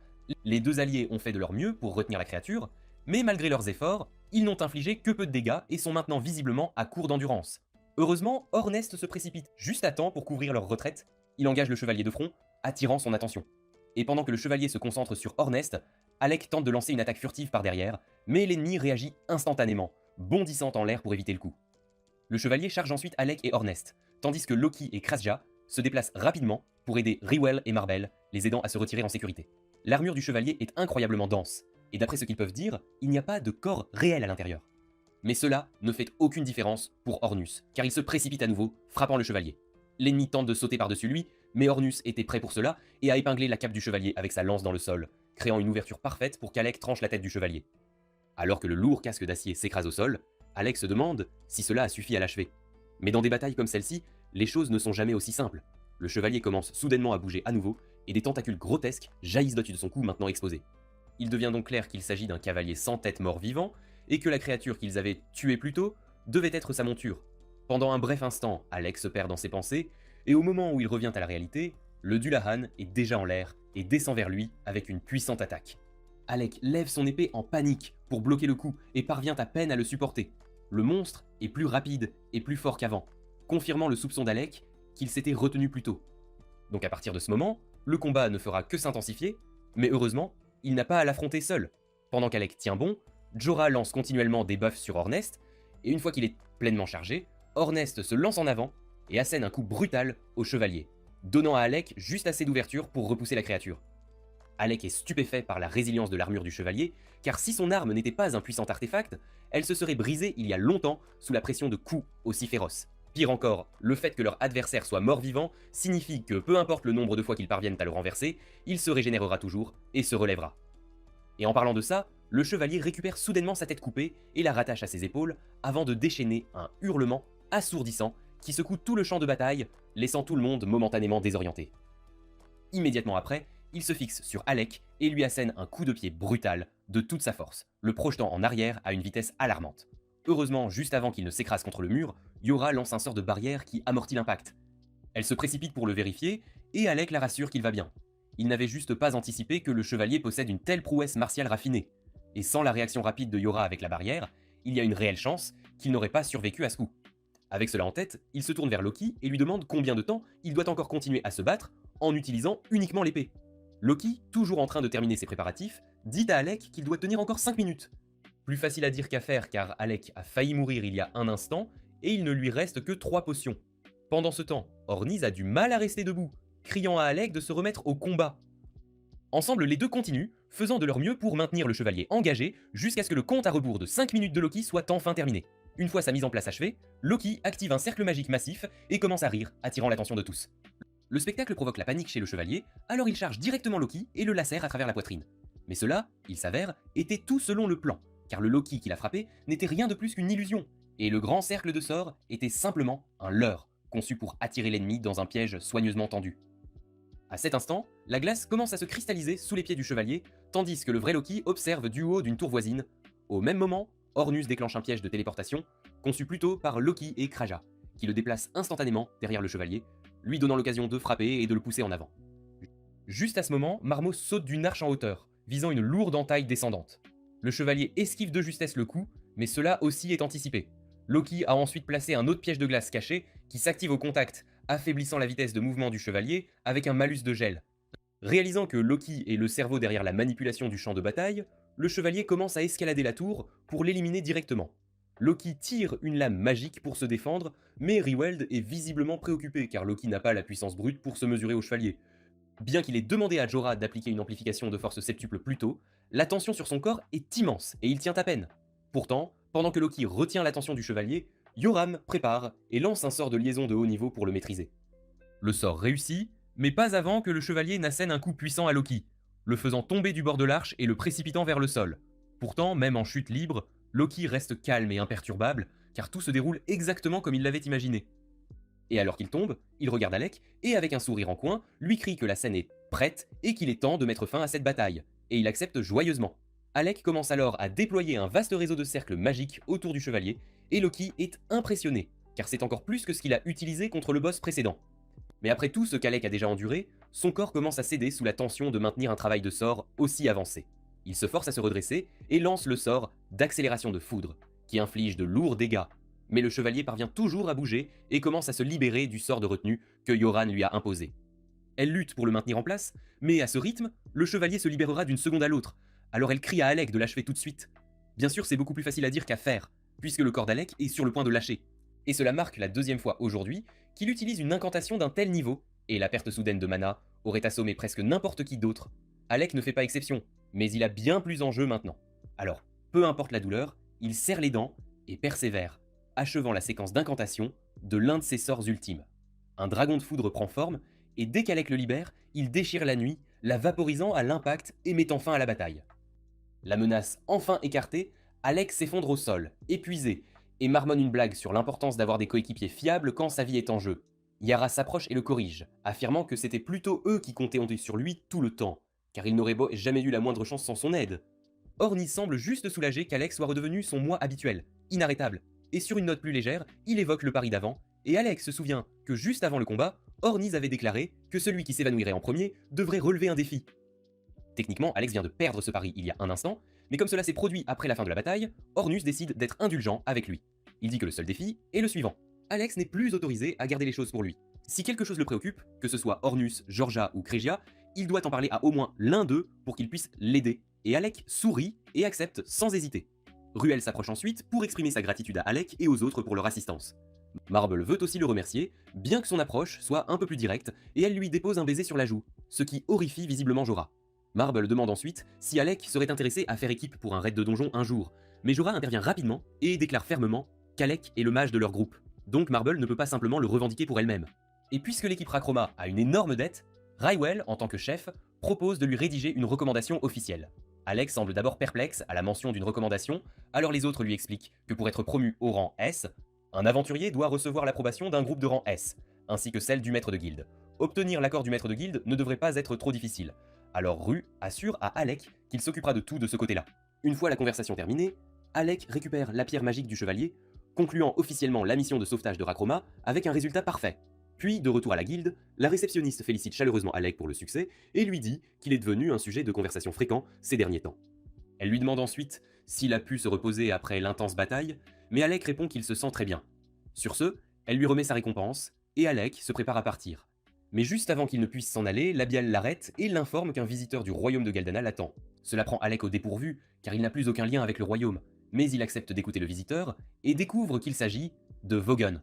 De toutes les personnes avec qui Alec avait traité au château royal, Vogan était l'une des plus raisonnables, alors Alec lui fait une révérence respectueuse et dit qu'il est bon de le revoir. Mais avant qu'ils ne puissent échanger des amabilités, Vogan l'interpelle immédiatement et lui demande si Alec essayait sérieusement de faire tuer le prince Régulus en ne le prévenant pas de son manque de préparation au combat en donjon. Alec répond calmement, demandant à Vogan s'il croit vraiment que Régulus l'aurait écouté, même s'il l'avait prévenu. Vogan marque une pause, puis réalise qu'Alec a probablement raison. Pourtant, il est clairement agacé d'avoir été coincé avec cette misérable mission après le renvoi d'Alec, il considère donc cela comme une perte totale de son temps et de ses compétences. Alec demande si cela signifie que Volcan a été choisi comme nouveau mage du groupe de Régulus, mais Volcan répond que se qualifier de magicien à ce stade lui semble une blague, il est donc plus une sorte de babysitter glorifié qu'autre chose. Après le départ d'Alec, Régulus a tenté de s'attaquer seul au 30e étage du donjon et a fini par subir de graves blessures. Vogon avait espéré que l'incident servirait de leçon, donnant à Régulus une chance de réfléchir et de mûrir. Au lieu de cela, le prince a refusé d'accepter le moindre blâme et a exigé que Vogon l'accompagne ici, afin qu'il puisse affronter Alec en personne. Alec demande si cela signifie que Régulus est actuellement en ville, et Vogon le confirme, expliquant qu'il se trouve en ce moment même dans l'arène d'entraînement souterraine. Il ne s'attendait pas à recroiser Régulus si tôt, mais il réalise que cela pourrait être l'occasion parfaite de clore enfin leur affaire inachevée. Alors même si Alec serait entièrement justifié d'ignorer Régulus complètement, il décide d'aller le rencontrer en personne et d'y mettre un terme comme il se doit. Alors qu'ils descendent les escaliers, Vogun commente que la seule chose que Régulus a pour lui est son orgueil tenace. Mais personnellement, il ne comprend pas pourquoi la noblesse insiste toujours pour se prouver supérieure aux roturiers, car pour lui, tout cela semble être une perte de temps inutile. Alec rappelle à Vogun qu'il est techniquement anobli lui aussi, mais les titres n'ont jamais eu beaucoup d'importance pour lui. Et tout ce qu'il a toujours voulu, c'est vivre À la sa surprise vie. d'Alec, Selon la ses première chose que propres Régulus termes. mentionne, Quand et ils que le atteignent roi l'arène, a il l'intention trouve de Régulus changer la qui façon les attend déjà au dont centre. le royaume est gouverné. Bien que Entendre Régulus cela donne soit à Alec une personnellement lueur en d'espoir désaccord avec que ce Régulus a changement, peut-être enfin commencé à il changer dit d'avis. qu'il s'y s'y conformera courte durée, par respect respect. Régulus ajoute rapidement que, pour les quelle souhaits que de soit la son politique, père. il ne peut toujours pas supporter l'idée de recevoir des ordres, ou même des conseils de quelqu'un qu'il considère comme inférieur à lui. Alec lui dit que s'il avait juste écouté à l'époque, il ne serait pas dans le pétrin où il se trouve maintenant. Mais il est clair que Régulus refuse toujours d'entendre raison, et Alec sait qu'il est inutile de gaspiller son souffle sur quelqu'un d'aussi volontairement aveugle. Régulus a passé ses 15 années à se faire dire qu'il était intrinsèquement meilleur que les roturiers. Donc l'idée qu'il puisse être en tort ne lui vient tout simplement pas à l'esprit. Désespéré de prouver que tout ce qu'il a toujours cru n'est pas un mensonge, il tire ses armes et défie Alec en duel, demandant à Vovinde de servir de témoin officiel à leur combat. Sans avertissement, Régulus charge Alec, le forçant à bloquer avec sa baguette. Alec est surpris de voir que Régulus a troqué sa longue épée habituelle contre des dagues. Quelques années plus tôt, quand Régulus choisissait son arme, Alec lui avait conseillé des dagues plutôt qu'une longue épée, car son corps était trop petit pour manier efficacement une arme si lourde. Mais Régulus avait instantanément rejeté le conseil d'Alec sans y réfléchir à deux fois, et ironiquement, il suit maintenant ce même conseil. Pourtant, changer d'arme ne l'a pas soudainement transformé en combattant habile, et Alex esquive facilement l'une de ses attaques, faisant trébucher Régulus qui s'écrase face contre terre. Alex soupçonne que Voguin a probablement joué un rôle dans l'organisation de cette rencontre, alors il demande ce qu'il a dit pour provoquer le prince. Voguin a simplement dit à Régulus que s'il voulait vraiment défier la force d'Alex, il devrait le prouver au combat. Au final, c'était la décision de Régulus de se présenter et de lancer le défi, et Alec doit lui accorder un certain mérite, car malgré tout, le prince n'a pas eu recours à des ruses bon marché. Il est venu ici chercher un combat loyal et honorable. Les dagues de Régulus sont des artefacts. Elles possèdent donc une bonne quantité de pouvoir. Lors d'un de leurs affrontements directs, il parvient même à briser le bouclier d'Alec, mais c'est à peu près tout ce qu'il peut faire. Il s'était clairement entraîné dur avec ses dagues en préparation de ce moment, et ce faisant, il a finalement réalisé que la vraie raison de ses progrès dans le donjon était la magie de soutien d'Alec. Après le renvoi d'Alec, Régulus a continué à tenter de nettoyer le 30e étage du donjon seul, mais à chaque fois, il revenait battu et ensanglanté, incapable de comprendre pourquoi. Finalement, il s'est assis et a lu les pages retrouvées du rapport original d'Alec, et ce qui l'a fait bouillir de rage, c'est que tout ce qu'Alec avait écrit s'est avéré être juste. S'il avait simplement suivi ses conseils dès le début, il n'aurait pas échoué si lamentablement. Et même, la simple lecture lui a fait réaliser à quel point Alec était incroyablement doué, ce qui n'a fait que rendre plus difficile d'accepter la façon dont il l'avait traité. Alors maintenant, Régulus exige qu'Alec active son artefact et l'affronte pour de vrai. Alec demande si Régulus est vraiment sûr de vouloir aller jusqu'au bout, connaissant parfaitement l'écart de pouvoir entre eux, mais Régulus reste ferme et refuse de reculer. Pourtant, avant qu'il ne se batte, Alec a une question à laquelle il a besoin d'une réponse et demande s'il est réellement vrai que le roi a l'intention de réformer le fonctionnement de la cour royale. Régulus le confirme, ajoutant que son père avait apparemment testé la force et la détermination des classes inférieures, c'est pourquoi il a envoyé Régulus et Alec dans le donjon. Si c'est le cas, cela explique pourquoi le roi a toujours traité Alec avec une telle gentillesse inattendue, et cette révélation est sans aucun doute la meilleure chose qu'Alec ait entendue de la journée. Car maintenant, ces 4 années passées à servir comme magicien de cour ne semblent plus être un gaspillage total après tout. Mais quant à Régulus, il avertit Alec de se préparer, car il ne retiendra rien. Il tire son artefact et charge en avant, entièrement prêt à faire face aux conséquences. Régulus tremble de peur, sachant pertinemment qu'il est sur le point de se faire tabasser. Mais il tient bon, prêt à affronter ce qui arrive. Pourtant, au tout dernier moment, au lieu de frapper Régulus, Alex déplace sa cible et frappe le sol avec son attaque. Régulus exige une explication, demandant pourquoi Alex a choisi de le laisser s'en tirer. Il lui rappelle chaque insulte, chaque fois qu'il l'a ignoré, moqué et agit comme s'il ne valait rien sans aucune raison. Il a construit toute son image de soi autour de la conviction qu'être noble le rendait meilleur que tout le monde. Mais si c'était un mensonge, que reste-t-il de ce qu'il est? Il est venu ici en pensant que mourir de la main d'Alec lui permettrait au moins de conserver un semblant de dignité. Mais maintenant, Alec le regarde avec pitié, et Régulus est complètement perdu et ne sait plus quoi croire. Alec n'est généralement pas du genre à rire du malheur d'autrui, mais même lui ne peut s'empêcher de ricaner devant l'absurdité de la situation. Il s'attendait à un match de rancune amère, pensait que Régulus crierait des menaces et lancerait des coups, mais au lieu de cela, le gars s'effondre et demande des conseils de vie. L'absurdité du moment rend impossible de rester en colère, et soudain Alec réalise à quel point tout ce ressentiment était inutile au départ. Une fois qu'il voit qu'Alec n'est plus en colère, Régulus baisse la tête et s'excuse sincèrement pour la façon dont il l'a traité par le passé. Et Alec est honnêtement stupéfait, car il n'aurait jamais cru que Régulus aurait le courage d'avaler sa fierté et d'admettre ses torts. Pourtant, il comprend que Régulus a agi ainsi à cause de son éducation. Cela ne l'excuse pas, mais si Régulus est prêt à changer, alors Alec pense que ça vaut la peine de laisser tomber, alors sans hésiter, il lui tend la main.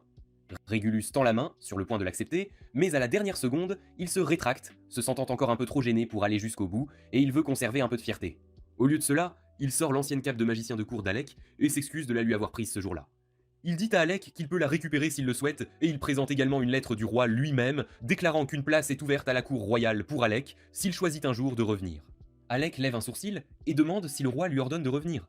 Mais Vaughan lui assure que ce n'est pas un ordre, juste une requête.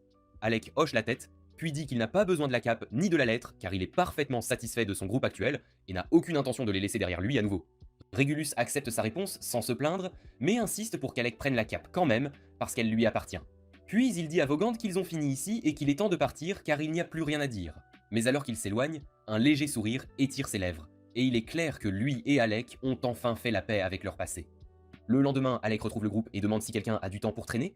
Crassia, Georgia et Ornest disent comme tous qu'ils sont libres, alors il lui demande ce qu'il a en tête. Alec admet qu'il espérait qu'il pourrait lui faire visiter Fizzbull, car il n'est pas encore entièrement familier avec l'endroit. Normalement, ils seraient tous partants pour aider, mais Ornest et Kregia voient immédiatement cela comme l'occasion parfaite de donner à Georgia du temps en tête-à-tête avec lui. Alec ne perçoit pas à quel point leur départ est suspect, chacun des et Jorah se contente d'en rire, fausses, même si elle sait pertinemment et qu'ils ne viennent de lui offrir un laisse cadeau à sur un plateau Alec d'argent. que d'y aller Cela avec dit, Jorah elle manque de seule. tout gâcher immédiatement en demandant à Alec s'il veut reporter la sortie à un autre jour. Mais il dit qu'il est tout à fait d'accord pour qu'ils soient coins juste tous les deux. Entendre cela excite un peu Joran, alors elle bondit et dit qu'elle va lui faire vivre l'expérience complète de Faisal. Un peu plus tard, les deux se promènent dans la ville, tandis que Yoran explique que Fizzle est une ville très fréquentée par les aventuriers. Il est donc courant d'y trouver des armes, des armures et toutes sortes d'équipements vendus partout. Mais elle le prévient de ne pas faire confiance à tout ce qu'il voit, car certains marchands sont louches et adorent de tromper les gens avec des babioles inutiles, mais ce serait un excellent conseil si elle n'était pas elle-même en train de se faire arnaquer. Alec observe, à moitié amusé, comment Yora est déjà tombé dans le panneau d'un argumentaire douteux. Un marchand essaie de lui vendre une drogue qui est censée donner l'endurance, de combattre pendant des jours sans dormir, et cette saleté a donné à Yora une envie folle de l'acheter. Mais elle peut sentir la mauvaise énergie émanant de cette chose rien qu'en la regardant. Alors il prend la main de Yoru et lui dit de venir avec lui. Il pense qu'il serait plus intelligent de laisser Krasia et Ornus s'occuper des courses à la place, puisque Yoruaïd est facilement distraite. Elle admet qu'elle se laisse parfois emporter, mais lui rappelle que, la dernière fois qu'elle a demandé à ces deux-là de faire les courses, Ornas est revenu ressemblant à Zoro, et Kreja a acheté un ours en peluche surdimensionné, donc leur faire confiance n'est pas non plus une stratégie gagnante. Dans cet esprit, Alex dit qu'il s'occupera désormais des achats du groupe, et Yora lui dit que cela lui faciliterait honnêtement la vie. Alors qu'il continue de marcher, Alec remarque un café à l'allure confortable et suggère qu'ils fassent une pause. Alors ils entrent tous les deux pour se détendre autour d'un thé. Pendant qu'ils sont assis et discutent, Alec mentionne à quel point Ornus et Krasja semblent vraiment détester Loki, et demande à Joral de quoi il s'agissait. Joral lui dit que c'est une longue et longue histoire, puis explique qu'il y a 2 ans, ils ont rencontré un groupe de rang A qui était en difficulté dans un donjon, alors ils se sont arrêtés pour leur prêter main forte. Peu de temps après, Loki et Reuel sont également arrivés, et ils ont tous fait équipe pour vaincre le boss de l'étage ensemble. Mais pendant le combat, Ornus a été blessé en protégeant l'un des aventuriers de rang A, recevant un jet de crachat acide directement dans le dos. Il a essayé de faire le dur après, prétendant qu'il allait bien, mais ses jambes ont lâché sur le chemin du retour. Alors Loki et Reuel ont dû le ramener. Jusqu'à ce moment-là, Loki avait traité Ornus décemment, mais pendant qu'Ornus était inconscient, sa lance n'arrêtait pas de frapper Loki à la tête. Et finalement, Loki a perdu patience et l'a jeté dans la forêt, perdu pour de bon. Yara ne pense pas que Loki ait voulu faire du mal. En fait, il a probablement supposé que ce n'était pas grave, puisque la lance était déjà en mauvais état. Mais pour Ornus, cette lance signifiait beaucoup. Et quand il s'est réveillé et a appris ce qui s'était passé, il était sérieusement en colère. Pourtant, il aurait pu laisser tomber si Loki s'était juste excusé, car c'était clairement une erreur stupide. Mais Loki ne comprenait sincèrement pas pourquoi Ornus était si contrarié pour une arme abîmée. Depuis lors, les deux n'ont jamais pu s'entendre, et Yora admet qu'il est un peu ridicule qu'une lance cassée soit à l'origine de toute cette querelle. Alec est d'accord, mais cela laisse toujours la question de savoir pourquoi Kregia n'aime pas non plus Loki. Yora rit et dit que Kregia n'a pas vraiment de vraie raison, elle ne s'entend juste pas avec le gars. Un peu plus tard, Alec et Yara se promènent à nouveau en ville quand elles commencent à se remémorer tout le temps qu'ils passaient à faire du shopping ensemble à Geldana.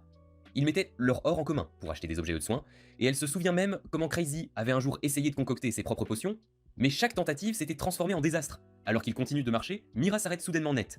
Ses yeux se posent sur un ruban elfique accroché à l'un des étals du marché, et elle est stupéfaite. Ces accessoires rares augmentent le pouvoir magique de celui qui les porte, et elle en cherchait un depuis toujours. Mais le prix est exorbitant, 50 000 Gilles, et elle n'a pas du tout cette somme sur elle en ce moment. Elle est clairement contrariée, sachant que quelqu'un d'autre va probablement le prendre avant la fin de la journée. Et voyant à quel point cela compte pour elle, Alec décide sur le champ de le lui acheter. Yara le regarde, un peu incertaine, et lui demande s'il est vraiment d'accord pour dépenser autant d'argent pour elle, mais Alec lui dit que c'est pour le bien de l'équipe. Sa magie joue un rôle énorme dans le maintien de leur coordination. De plus, il est assis sur une montagne d'économie de séjour, en tant que magicien de cour, et honnêtement, il voulait lui offrir quelque chose de sympa. Les deux passent le reste de la journée à profiter de la ville ensemble, explorant différents endroits et s'imprégnant de l'atmosphère. Alors que le soleil commence à se coucher, ils terminent leur sortie en montant au sommet de la tour de l'horloge pour admirer la vue. Jorah se tourne vers Alec et lui demande ce qu'il pense de Faisal. Et il dit qu'il aime l'énergie ici parce que la façon dont tout le monde est si plein de vie et d'esprit libre le fait de se sentir comme un véritable aventurier pour une fois. Après avoir entendu cela, Yora devient un peu plus sérieuse et demande à Alec si faire partie de son groupe est vraiment ce qu'il veut. Elle l'a fait venir juste après son exil de la capitale royale, et elle ne peut s'empêcher de sentir qu'elle a profité de sa situation, comme si elle l'avait poussé à se joindre alors qu'il n'avait pas d'autres options. Elle lui dit que s'il veut un jour partir, elle ne le retiendra pas, mais Alec la coupe et dit que bien sûr, il avait quelques projets à Galdana avant de partir. Mais cela n'a plus d'importance. Ce qui compte maintenant, c'est de poursuivre l'objectif qu'Ornus a lancé, devenir le groupe le plus fort du monde, et il sait qu'il ne peut pas y parvenir sans Jorah et les autres à ses côtés, alors il ne va nulle part. Cette réponse rassure Jorah, et elle est particulièrement heureuse de l'entendre, car il est rare qu'Alec parle si ouvertement. C'est généralement le genre de personne qui garde tout en lui. Alex dit qu'il a juste senti qu'il était temps qu'elle sache ce qu'il ressentait vraiment. Et en fait, il y a encore une chose qu'il doit lui dire. Yora commence à rougir, pensant que c'est peut-être le moment où il va lui avouer ses sentiments, et elle commence même à se pencher en attendant un baiser. Mais Alex ricane soudainement, et dit que la seule raison pour laquelle il est si ouvert était qu'il a perdu un pari, et qu'une partie de cet accord était qu'il n'est plus autorisé à cacher ce qu'il pense. Yora réalise instantanément qu'Alex n'a toujours aucune idée de ses sentiments pour lui, ce qui la laisse complètement désemparée. Elle espérait vraiment qu'il ferait enfin un pas, mais il ne le fait pas. Frustrée, elle se détourne, essayant de cacher son embarras, tandis qu'Alec reste là, confus, ignorant totalement pourquoi elle semble soudainement si contrariée. Le lendemain, Ornus se rend pour réveiller Alec et le trouve complètement assommé dans son lit, entouré d'une pile de livres. Il essaie la méthode habituelle, appelant le nom d'Alec, mais quand cela échoue, il arrache simplement les couvertures et lui crie de se lever, bon sang.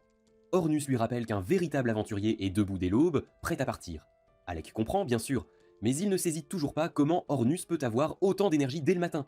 Une fois qu'Alec est habillé et prêt, tous deux sortent d'entrer dans le jardin pour commencer leur séance d'entraînement matinale. Ils s'y mettent à fond, et Yoru, observant de côté, les avertit de se calmer avant que l'un d'eux ne finisse par se blesser gravement. Bien sûr, l'avertissement est complètement ignoré, et bien au contraire, cela ne fait que les exciter davantage. Les deux gars sont déterminés à prouver qu'ils ont l'avantage, et l'affrontement ne fait que s'intensifier. Cela se termine finalement lorsque l'épée d'Alec se brise en plein coup contre la défense d'Ornus. Ornus gagne techniquement, mais traite quand même Alec de sacré monstre pour avoir pu tenir aussi bien en étant un mage. Quoi qu'il en soit, il n'a pas encore fini. Il dit qu'il est temps d'intensifier les choses et demande à Alec d'invoquer ses artefacts pour qu'il puisse Tennis continuer. Mais avant qu'Alec ne puisse faire quoi que ce soit, précis, Loki Yora décide de faire une saute entrée. entre eux Les voyant tous et s'entraîner il met dur, fin, il intervient avec disant que suffisance s'il et propose de leur donner pousse ça quelques plus conseils. loin, Après tout, quelqu'un il va est un vraiment aventurier se de faire rang S. démolir Mais personne n'est pour de intéressé, alors tout le groupe se tourne pour partir et continuer sa journée. C'est alors que Loki exhibe soudainement leur carte d'identité de rang S et demande s'ils veulent vraiment le traiter ainsi, alors que c'est lui qui a recommandé leur groupe pour la promotion. Elle est au clairement rang ravie S. de la promotion, mais Loki Dès qu'il dit dit qu'il ne la cela, remettra pas à moins Yora qu'Ornus se ne s'excuse retourne pour toutes les fois immédiatement où il l'a traité et sans comme une enthousiasme, ordure. Ornus demandant refuse à voir la catégoriquement, carte. et juste au moment où la tension commence à monter, Krista et Ru arrivent et interviennent, disant à Loki d'arrêter de créer des problèmes à l'équipe de Yora. Elles expliquent ensuite que la recommandation pour la promotion de l'équipe de Yora au rang S a déjà été soumise et approuvée par le maître de guilde. Elles sont donc seulement là pour leur remettre leur toute nouvelle carte d'identité de rang S. Tout le monde est euphorique, mais Krista s'approche alors d'Alec et lui dit qu'elle ne pense pas que devenir de rang S soit suffisant pour rembourser tout ce qu'il a fait pour leur groupe. Alors elle lui dit clairement que s'il se retrouve un jour en difficulté, il ferait mieux de ne pas hésiter à faire appel à elle, et Alec l'apprécie sincèrement et dit qu'il y pensera. Et pour célébrer le fait que leur groupe a officiellement atteint le rang S, Loki suggère qu'ils aillent tous déjeuner, alors Kregia annonce rapidement que Loki invite tout le monde à manger à ses frais. Et immédiatement, le groupe se dirige vers la taverne pour un festin bien mérité. Même pendant qu'il mange, Alex n'arrive toujours pas à réaliser pleinement qu'il fait désormais partie d'un groupe de rang S. Mais Ornus remarque l'expression sur son visage et l'interpelle immédiatement, le mettant en garde de ne pas commencer à douter de lui-même. Ganon dit à Alex que ce n'est que le début de leur héritage, et s'il commence à s'enliser dans de stupides insécurités, Ornus n'hésitera pas à lui remettre les idées en place. Alex dit qu'il comprend, et sur ce, Yora lève son verre et propose un toast à leur nouveau statut de rang S. Ils vont même jusqu'à commander un tonneau entier de la boisson la plus chère de la taverne, aux grandes dames du portefeuille de Loki. Des heures plus tard, la nuit est tombée et tout le monde est repu et fatigué, prêt à rentrer chez soi. Sauf Yora, qui est complètement assommée après avoir bu beaucoup trop. Kregia explique qu'elle était juste d'une humeur particulièrement joyeuse ce soir, non seulement à cause de la promotion, mais aussi parce qu'Alec a refusé l'offre du roi de retourner à Galdana, afin de rester avec leur groupe à la place. À ce moment-là, Misha arrive en courant, cherchant Kregia, disant que la guilde manque de guérisseurs et qu'ils auraient vraiment besoin de son aide. Kregia n'hésite pas et se dirige directement vers l'infirmerie de la guilde pour aider, mais quand elle arrive, elle est surprise par le nombre d'aventuriers blessés entassés. Elle se tourne vers Misha et demande si un raid de donjon a mal tourné ou quelque chose. Mais Misha secoue la tête car ce ne sont pas des monstres qui ont causé ces blessures, elles ont été causées par des gens. Cela stupéfie Crégia car c'est la première fois qu'elle entend parler de quelque chose de pareil, alors Misha explique qu'il y a eu une série d'attaques récemment, des aventuriers se faisant prendre en embuscade par un groupe dangereux qui se fait appeler la Guilde de l'Ombre. À ce moment-là, le maître de guilde intervient et appelle Crégia car il a un autre aventurier blessé qui a besoin d'aide immédiate. L'infirmerie est pleine à craquer, alors Lourd n'a eu d'autre choix que de l'amener à l'étage, dans ses propres quartiers. La jeune fille s'appelle Olivia, et elle est dans un état critique après avoir été prise en embuscade seule par la Guilde de l'Ombre. Ses blessures sont graves, mais avec Crégia sur place, Lourd est confiant qu'elle s'en sortira. Crégia commence à examiner les blessures d'Olivia, vérifiant attentivement chacune d'elles. Mais juste au moment où elle s'apprête à commencer les soins, Olivia se réveille, soudainement, en sursaut, et lui attrape la main. Elle exige de savoir où elle est, alors Crégia explique calmement qu'elle a été amenée à la guilde pour un traitement d'urgence après avoir été attaquée. Elle demande ensuite doucement si Olivia se souvient de quoi que ce soit concernant la Guilde de l'Ombre qui pourrait aider, mais dès qu'elle entend ce nom, Olivia explose de rage. Les souvenirs de ce qui s'est passé lui reviennent en flot, et les dents serrées, elle jure de se venger de ce qu'il lui a fait. Elle supplie Crégia de la soigner immédiatement, afin qu'elle puisse retourner se battre. Mais Crégia reste ferme et refuse, car si Olivia essaie de se jeter à nouveau dans la bataille juste après avoir été soignée, cela ne fera qu'aggraver les choses. Frustrée et toujours brûlante de colère, Olivia essaie de surmonter la douleur et de forcer Crégia à la soigner plus vite, mais comme Crégia l'avait averti, cet effort la fait s'effondrer à nouveau. Et une fois qu'elle est inconsciente, Crégia reprend le processus de guérison. Il s'avère qu'Olivia fait partie du groupe Nameless, l'une des meilleures épéistes de Fizzle, ce qui ne fait que soulever la question. Qui diable aurait pu infliger de tels dégâts à quelqu'un d'aussi fort? Et au lever du soleil, Crégia a fini de la soigner.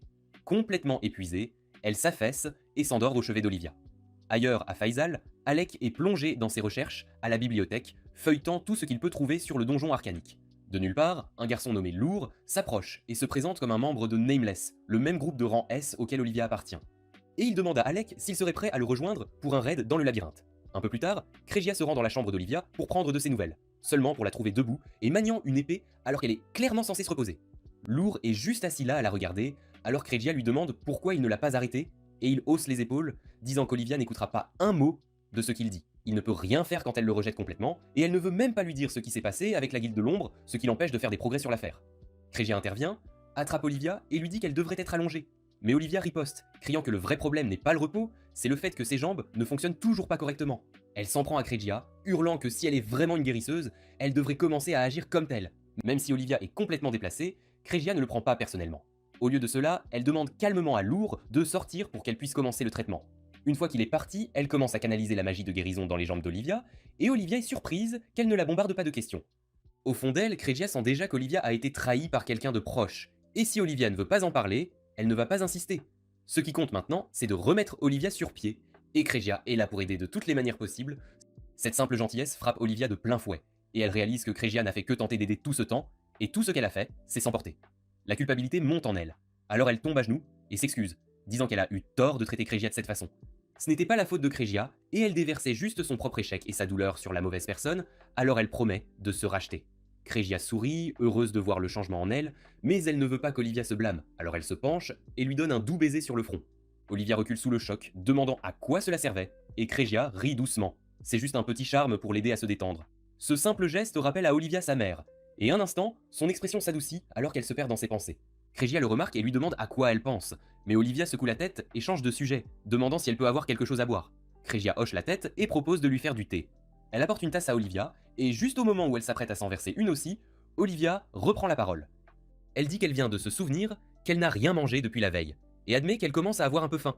Crégia dit qu'il n'y a pas de problème et propose d'aller lui chercher de la nourriture. Mais dès qu'elle sort de la pièce, Olivia tend la main et glisse discrètement quelque chose dans la tasse de thé de Crégia. De retour à la maison, Alec retrouve Yora et Ornus pour les informer de sa rencontre avec Lourd et du raid de donjon qu'il a proposé. Ornus avait déjà entendu ce nom, et il suppose qu'Alec a dû être surpris par l'apparence du gars, mais la vérité est que Lourd est bien plus âgé que tous réunis. La mâchoire d'Alec tombe littéralement, mais Yora intervient, expliquant que Lourd est en fait un elfe, et pour une raison quelconque, il aime juste jouer le rôle du mignon, même s'il approche les 100 ans. Quant au raid du donjon, la curiosité d'Ornus est piquée, alors il demande si Alec a obtenu des détails concrets. Alec leur dit que Lourd a déclaré que le plan était d'atteindre le 72e étage et de le nettoyer rapidement, et il est même allé jusqu'à offrir à Alec le noyau du donjon, une fois que tout serait terminé. Alec était stupéfait que Lourd cède ainsi la chance de nettoyer les 4 derniers étages, surtout considérant que Nameless s'y était acharné pendant des mois. Sentant l'hésitation d'Alec, Lourd expliqua que son équipe avait des affaires inachevées avec la Guilde de l'Ombre. Apparemment, ils s'en sont pris à l'un de ses coéquipiers, et maintenant, il part pour se venger. Cela signifie qu'il ne pourra pas terminer le donjon lui-même, alors il espère que le groupe d'Alec pourra prendre le relais pendant qu'il s'occupe de la guilde. Yora trouve que toute l'affaire semble excellente, Mais Ornus s'emporte et qualifie le tout de sacrément louche. Il dit que Nameless abandonner ses droits sur le donjon est une chose, mais s'attaquer aussi à la guilde de l'ombre, c'est juste beaucoup trop pratique. Alec admet que cela semble louche, mais Yora riposte, disant qu'elle ne pense pas que Lourd les trahirait ainsi. Il est certes tendu, mais c'est la raison pour laquelle son groupe fonctionne toujours bien, alors elle doute qu'il complote contre eux. Quoi qu'il en soit, rester là ne les rapprochera pas de la vérité, alors Ornus prend le noyau et dit que la fille impolie que Craigie a soignée hier s'avère être de Nameless. Donc s'ils veulent savoir si Lourd dit la vérité, ils n'ont qu'à aller lui demander. Les autres sont d'accord, alors ils se dirigent vers la guilde. Mais juste avant d'atteindre l'entrée, Misha surgit en trombe et les percute. Ils demandent plus rapidement ce qui se passe, et Misha, à bout de souffle, leur dit que quelque chose d'horrible est arrivé à Craigia. C'est pourquoi elle courait chercher de l'aide. Le groupe se précipite à l'intérieur et aperçoit Craigia affalée contre le mur, se tenant à peine debout, alors ils se précipitent pour voir si elle va bien.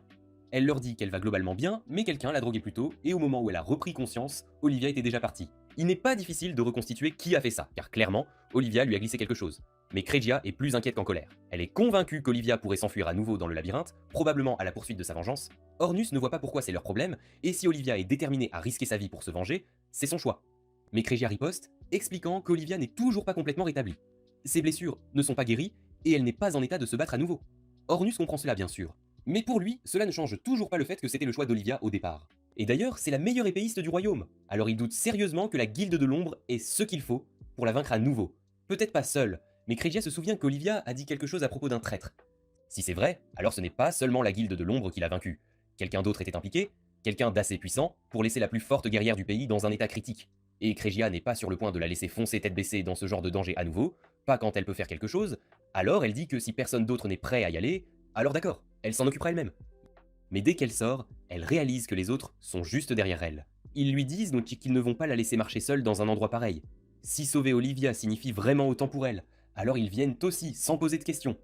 Ensemble, le groupe se dirige vers l'entrée du donjon labyrinthe, mais Ornus n'est clairement pas enchanté. Alec lui demande ce qui ne va pas.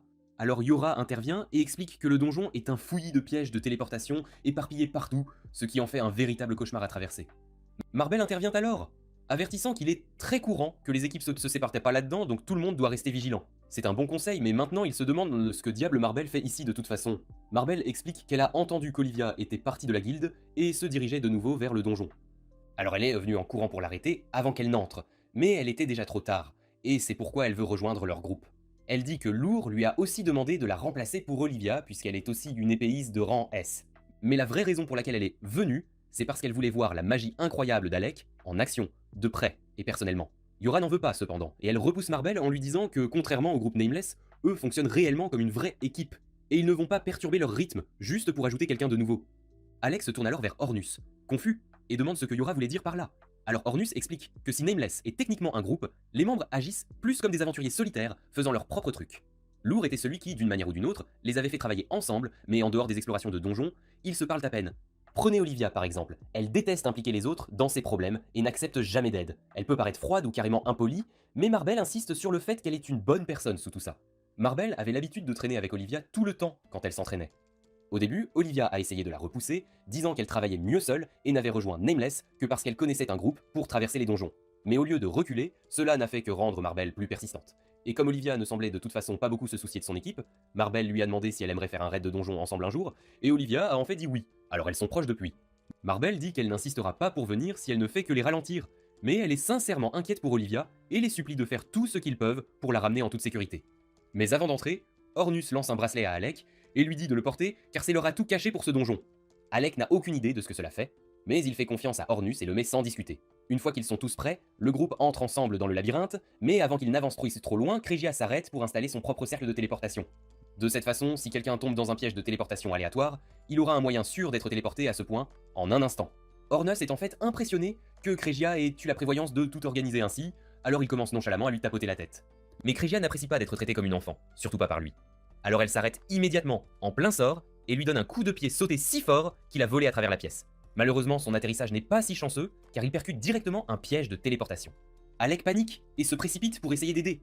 Mais au moment où il s'avance, il déclenche un piège aussi. Et juste comme ça, tous les deux sont téléportés dans une partie aléatoire du donjon, et c'est en grande partie la faute de Craigia. Du côté d'Alec, il n'a aucune idée de l'endroit où il a atterri, mais il est entouré d'une nuée de monstres et réalise rapidement qu'il va devoir se battre seul. Alors que la horde charge, Alec déchaîne éclair après éclair, anéantissant tout ce qui s'approche trop. Mais l'un d'eux passe à travers ses défenses et s'élance par derrière, seulement pour être abattu instantanément par une flèche acérée qui le transperce de part en part. Alec se retourne et pousse un soupir de soulagement en voyant Crégia debout là, mais il ne peut s'empêcher de se demander comment elle l'a retrouvé si vite, et elle explique que c'est grâce au bracelet qu'il porte. C'est un anneau de Möbius, et quand deux personnes portent une paire assortie, l'anneau les empêche d'être séparés. Ainsi, peu importe le nombre de pièges de téléportation qu'Alec déclenche, l'anneau entraînera toujours Crégia là où il atterrit, garantissant qu'ils restent ensemble. Yora et Ornus portent l'autre ensemble, donc ils devraient aller bien aussi, mais les choses ne semblent pas vraiment géniales de leur côté, car une énorme foule de monstres les poursuit. Ornus pourrait gérer ça seule, mais Yora n'a aucune force de combat, alors elle conjure rapidement un pilier de terre pour se mettre hors de portée, pendant qu'Ornus plonge directement dans le chaos. Elle le renforce avec une rapide poussée d'endurance et de vitesse, juste assez pour l'empêcher de s'épuiser en plein combat. Avec ce coup de pouce, Ornus s'élance et tranche net le cou du plus grand monstre en un seul coup. Cette élimination brutale suffit à faire fuir le reste des créatures plus petites, complètement terrifiées. Ornus soupire, un peu déçu car elles auraient refait un bon échauffement. Yora descend et lui dit qu'il a géré le tout comme un pro, et Ornus savoure les éloges, appréciant clairement chaque seconde. Mais alors qu'il continue d'avancer, ils tomberont sur quelque chose d'inattendu, et ce sont les restes du boss de l'étage du donjon. Yora se fige car la chose semble avoir été anéantie en un seul coup d'épée nette, et elle ne peut penser à personne capable de faire une chose pareille, mais Ornus, lui, le peut. Il n'y a qu'une seule personne qui pourrait réussir cela, et c'est Mélidial, le maître d'armes. Au même moment, dans une autre partie du donjon, le chef de la guilde de l'ombre parle avec Mélie, le félicitant pour son impressionnante performance, car non seulement il a vaincu le boss de l'étage en un seul coup, mais il a aussi balayé Olivia, l'épéiste de rang S de Nameless. Mélie répond nonchalamment que la seule raison pour laquelle c'était si facile, c'est qu'il la connaît, qu'il sait comment elle bouge, comment elle se bat, et précisément comment la contrer. Le chef de guilde remarque que cela expliquerait pourquoi Olivia était si stupéfaite en le voyant, mais il se demande ensuite pourquoi quelqu'un qui a clairement un passé avec une rang S, comme Olivia, prendrait la peine de s'allier à la guilde des ombres. Et s'ils étaient proches, n'aurait-il pas été plus logique que Mélie travaille avec elle plutôt? Mais Mélie répond calmement que si ses objectifs s'alignent avec ceux de la guilde pour l'instant, ses ambitions, elles, sont différentes. De plus, il se moque des ambitions de la guilde des ombres, car tout ce qu'il veut, c'est devenir plus fort. Et pour cela, il a besoin de vraies batailles, et d'une expérience concrète. À ce moment-là, quelques membres de la guilde des ombres arrivent et informent leur chef que des intrus ont été repérés au 72e étage. Le chef ne perd donc pas de temps et leur ordonne de traquer les intrus et de les tuer à vue. Pendant ce temps, Alec et Crégia parviennent à trouver Olivia recroquevillée dans un coin, affichant de nouvelles blessures. Dès qu'elle les aperçoit, elle demande nonchalamment à Crassia de la soigner pour qu'elle puisse continuer à avancer. Mais Crassia refuse catégoriquement, car elle sait pertinemment que si elle la soigne maintenant, Olivia va juste s'enfuir à nouveau dès qu'elle pourra se tenir debout. Agacée, Olivia la fusille du regard, mais ne discute pas. Au lieu de cela, elle serre les dents et se force à se remettre debout, déterminée à continuer malgré la douleur. Alec et Crassia s'interposent rapidement, lui barrant le chemin. Crassia lui dit qu'elle ne la laissera pas partir tant qu'elle n'aura pas expliqué de quoi il s'agit, et elle demande si cela était lié d'une manière ou d'une autre à la guilde des ombres. Mais Olivia se moque de cette idée. Elle affirme qu'il n'y a aucune chance qu'elle perde face à ses faibles, et que celui qu'elle recherche vraiment est son ancien professeur. C'est lui qui a laissé mourir sa mère, et elle a l'intention de le tuer de ses propres mains. Sans un mot de plus, Olivia monte sur un piège de téléportation pour s'échapper, mais Alec et Crégia repèrent ce qu'elle fait juste à temps, et plongent d'eau sur le cercle juste avant qu'il ne s'active. Et en un instant, tous les trois sont téléportés ensemble, directement au milieu d'un nid de monstres. Réalisant qu'ils sont acculés, Alec charge tête baissée dans l'essaim de monstres, se frayant un chemin par pure volonté. Olivia tend instinctivement la main vers sa lame pour le soutenir. Mais Crégia la retient. Après avoir soigné les blessures d'Olivia, Crégia explique qu'elle prépare un cercle de téléportation, mais qu'Alec ne pourra pas gérer toute la horde tout seul.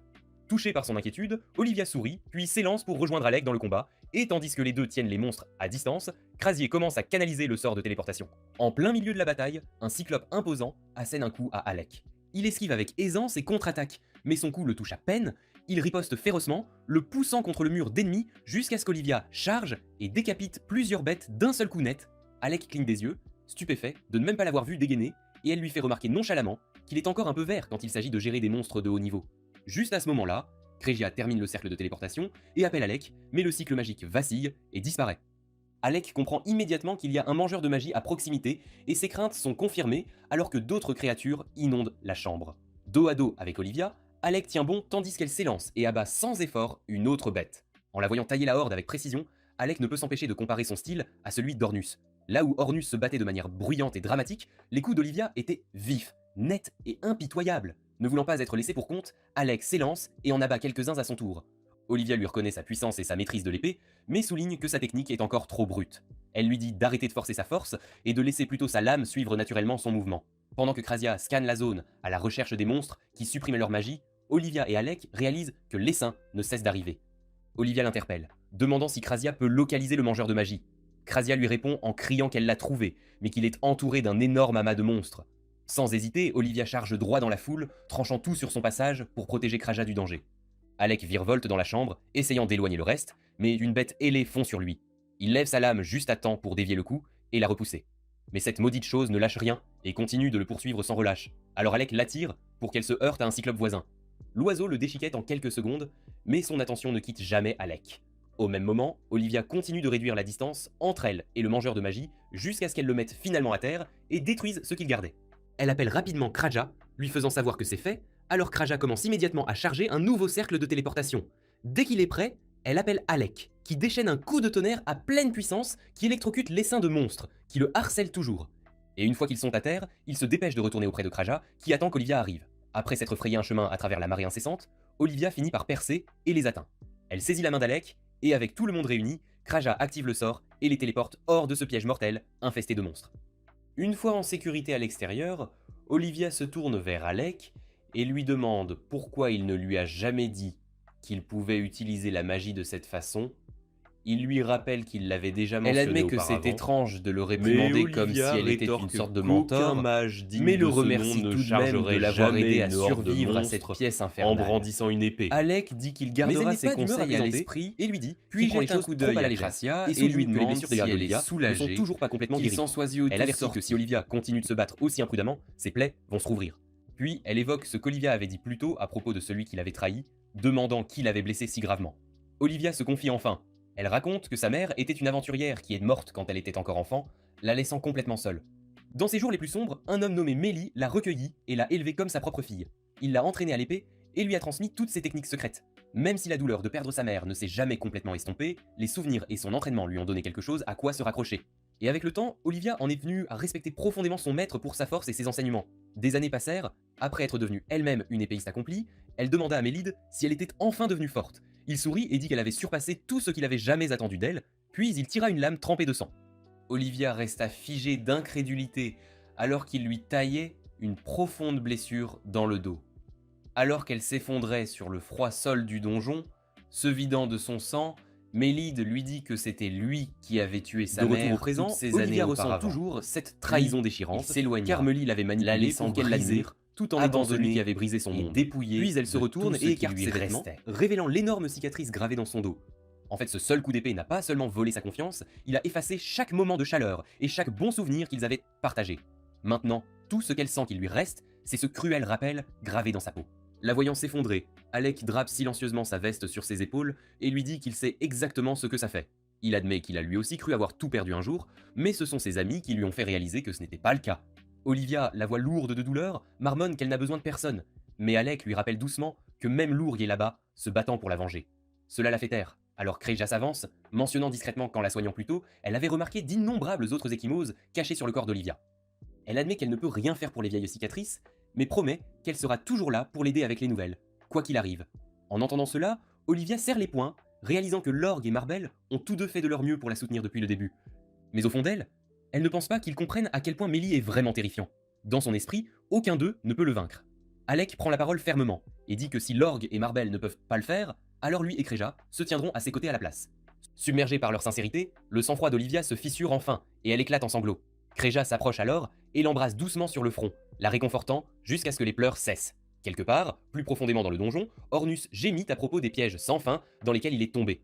Yora, visiblement agacée, souligne que la plupart de ces pièges ont été déclenchés à cause de son comportement imprudent. Malgré tout, elle le prévient de pendant rester qu'elle s'inquiète vigilant, pour Alec et Kregia, car quelqu'un Ornus a hausse déjà les épaules, vaincu le boss devinant de que l'étage. Mélia est Et cela probablement signifie que déjà les au choses dernier étage. pourraient Il estime que Mélia ne empirer. prendra probablement pas la peine d'attaquer Alec ou Kregia et commence enfin à se détendre.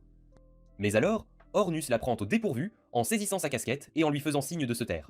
Non loin d'eux, des membres de la Guilde des Ombres avancent discrètement dans le donjon, leur chef avalant nonchalamment un noyau de donjon. Quelques instants plus tard, Georgia et Ornus les interceptent, supposant que son équipe pourrait être celle qui a blessé Olivia. Le chef les repère et reconnaît instantanément une valeur potentielle, ordonnant à son escouade d'attaquer. Mais c'est fini en un éclair, car Ornus les met en déroute en seulement 2 secondes et ligote tout le groupe. Il s'approche du chef et exige de savoir ce que la Guilde des Ombres recherche, mais le type reste muet jusqu'à ce que Yora enroule une chaîne empoisonnée autour de son cou.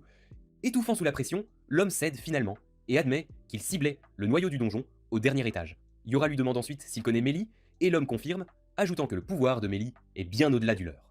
Réalisant que ces types ne sont pas la vraie menace ici, Ornus dit à Yora qu'il est temps d'avancer et de rattraper Alec. Au moment où ils commencent à partir, l'homme ligoté sourit et dit à Ornus qu'avaler le noyau du donjon n'était pas juste pour le spectacle. Ornus regarde avec confusion, mais Yora perçoit soudain une étrange vibration résonnant à travers les murs du donjon. Elle ne peut en localiser la source, alors elle dit rapidement à Ornus de se taire, mais il est déjà trop tard car toute la pièce commence à trembler violemment. Du sol, l'homme sourit, annonçant que le noyau lui a donné le contrôle total du donjon. Le tremblement s'intensifie et la terre s'ouvre sous eux. Yora trébuche et un gouffre massif déchire le sol, et un par un, les membres de la guilde des ombres tombent dans l'abîme. Avant qu'elle ne puisse tomber, le chef de guilde la rattrape en plein vol et disparaît dans les profondeurs avec elle. Souriant méchamment, il interpelle Ornus, déclarant qu'il emmène ce prix de spécial avec lui, et le défie de le suivre dans le niveau le plus profond du donjon pour l'affrontement final. Ailleurs, Olivia est prise au dépourvu lorsqu'elle découvre qu'Alec a autrefois servi comme magicien de la cour impériale de Guldana. Il lui dit que malgré le titre, la plupart de sa magie était autodidacte depuis l'enfance. Et après avoir perdu ses deux parents très tôt, il n'avait rien d'autre à faire que de pratiquer sans relâche. Et tandis qu'Olivia pense silencieusement qu'Alec est bien plus adapté à l'aventure qu'aux fonctions politiques, Crégia s'arrête soudainement net. Elle explique qu'avant d'entrer dans le donjon, elle et Jorna avaient déconvenu de se regrouper à cet endroit, si quelque chose tournait mal. Mais comme Jorna n'est pas apparue, Crégia soupçonne qu'elle a eu des ennuis. Juste à ce moment-là, ils aperçoivent un gouffre massif déchirant le sol devant eux. Curieux et inquiet, ils s'approchent et Olivia aperçoit quelque chose à l'intérieur et saute immédiatement, saisissant sa casquette, qu'Alec reconnaît. Ailleurs, Yora reprend conscience, entourée par la guilde des ombres, et exige de savoir pourquoi ils lui ont épargné la vie. Gloria sourit et lui dit que c'est un secret, se moquant d'elle, pour avoir agi comme si elle était en contrôle. Non loin de là, Mélie le réprimande de cesser de plaisanter, mais Gloria insiste qu'il ne faisait que blaguer. Soudain, Ornus fait irruption dans la pièce et fracasse le mangeur de noyaux d'un seul coup rapide. Gloria s'apprête à l'engager, criant à son partenaire de continuer d'avancer. Le mangeur de noyaux, stupéfait qu'Ornus les ait trouvés, réalise rapidement que le traçage était possible grâce au bracelet qu'ils portaient tous les deux. Alors qu'il arrache le bracelet de Yura de son poignet, Ornus demande pourquoi il était si désireux de la capturer. L'homme refuse de répondre, assomme Yura et l'emporte. Ornus menace de le déchirer s'il pose un doigt sur elle, mais le mangeur de noyaux ne bronche même pas et s'enfuit aux côtés de Melia. Puis Gloria empêche Ornus de le poursuivre et remarque qu'Ornus ne sera pas facile à battre. Pendant l'affrontement, Ornus observe que l'épée de Gloria, malgré sa puissance, n'est pas un véritable artefact. Faisant confiance à sa lance, Ornus fracasse l'arme de Gloria et la lui enfonce droit dans le ventre. Alors que Gloria s'effondre au sol en sang, Ornus se tourne pour poursuivre Mélie. Mais Gloria éclate soudainement en un cri d'aimant. Gisant là, trempée de sang, Gloria s'écrie que Mélie est un salaud sans cœur de l'avoir entraîné dans quelque chose d'aussi imprudent. Jurant vengeance, il hurle qu'il les massacrera tous. Et tandis qu'Ornus se tourne pour achever le travail, Gloria lève les deux mains, invoquant une force démoniaque qui absorbe son sang et referme rapidement ses blessures. Sa lame brisée se reforme à travers l'énergie sombre, et avec un sourire glaçant, Gloria avertit Ornus qu'il est sur le point de mettre fin à sa vie. C'était la fin de l'épisode 8, abonnez-vous pour ne pas manquer le prochain épisode.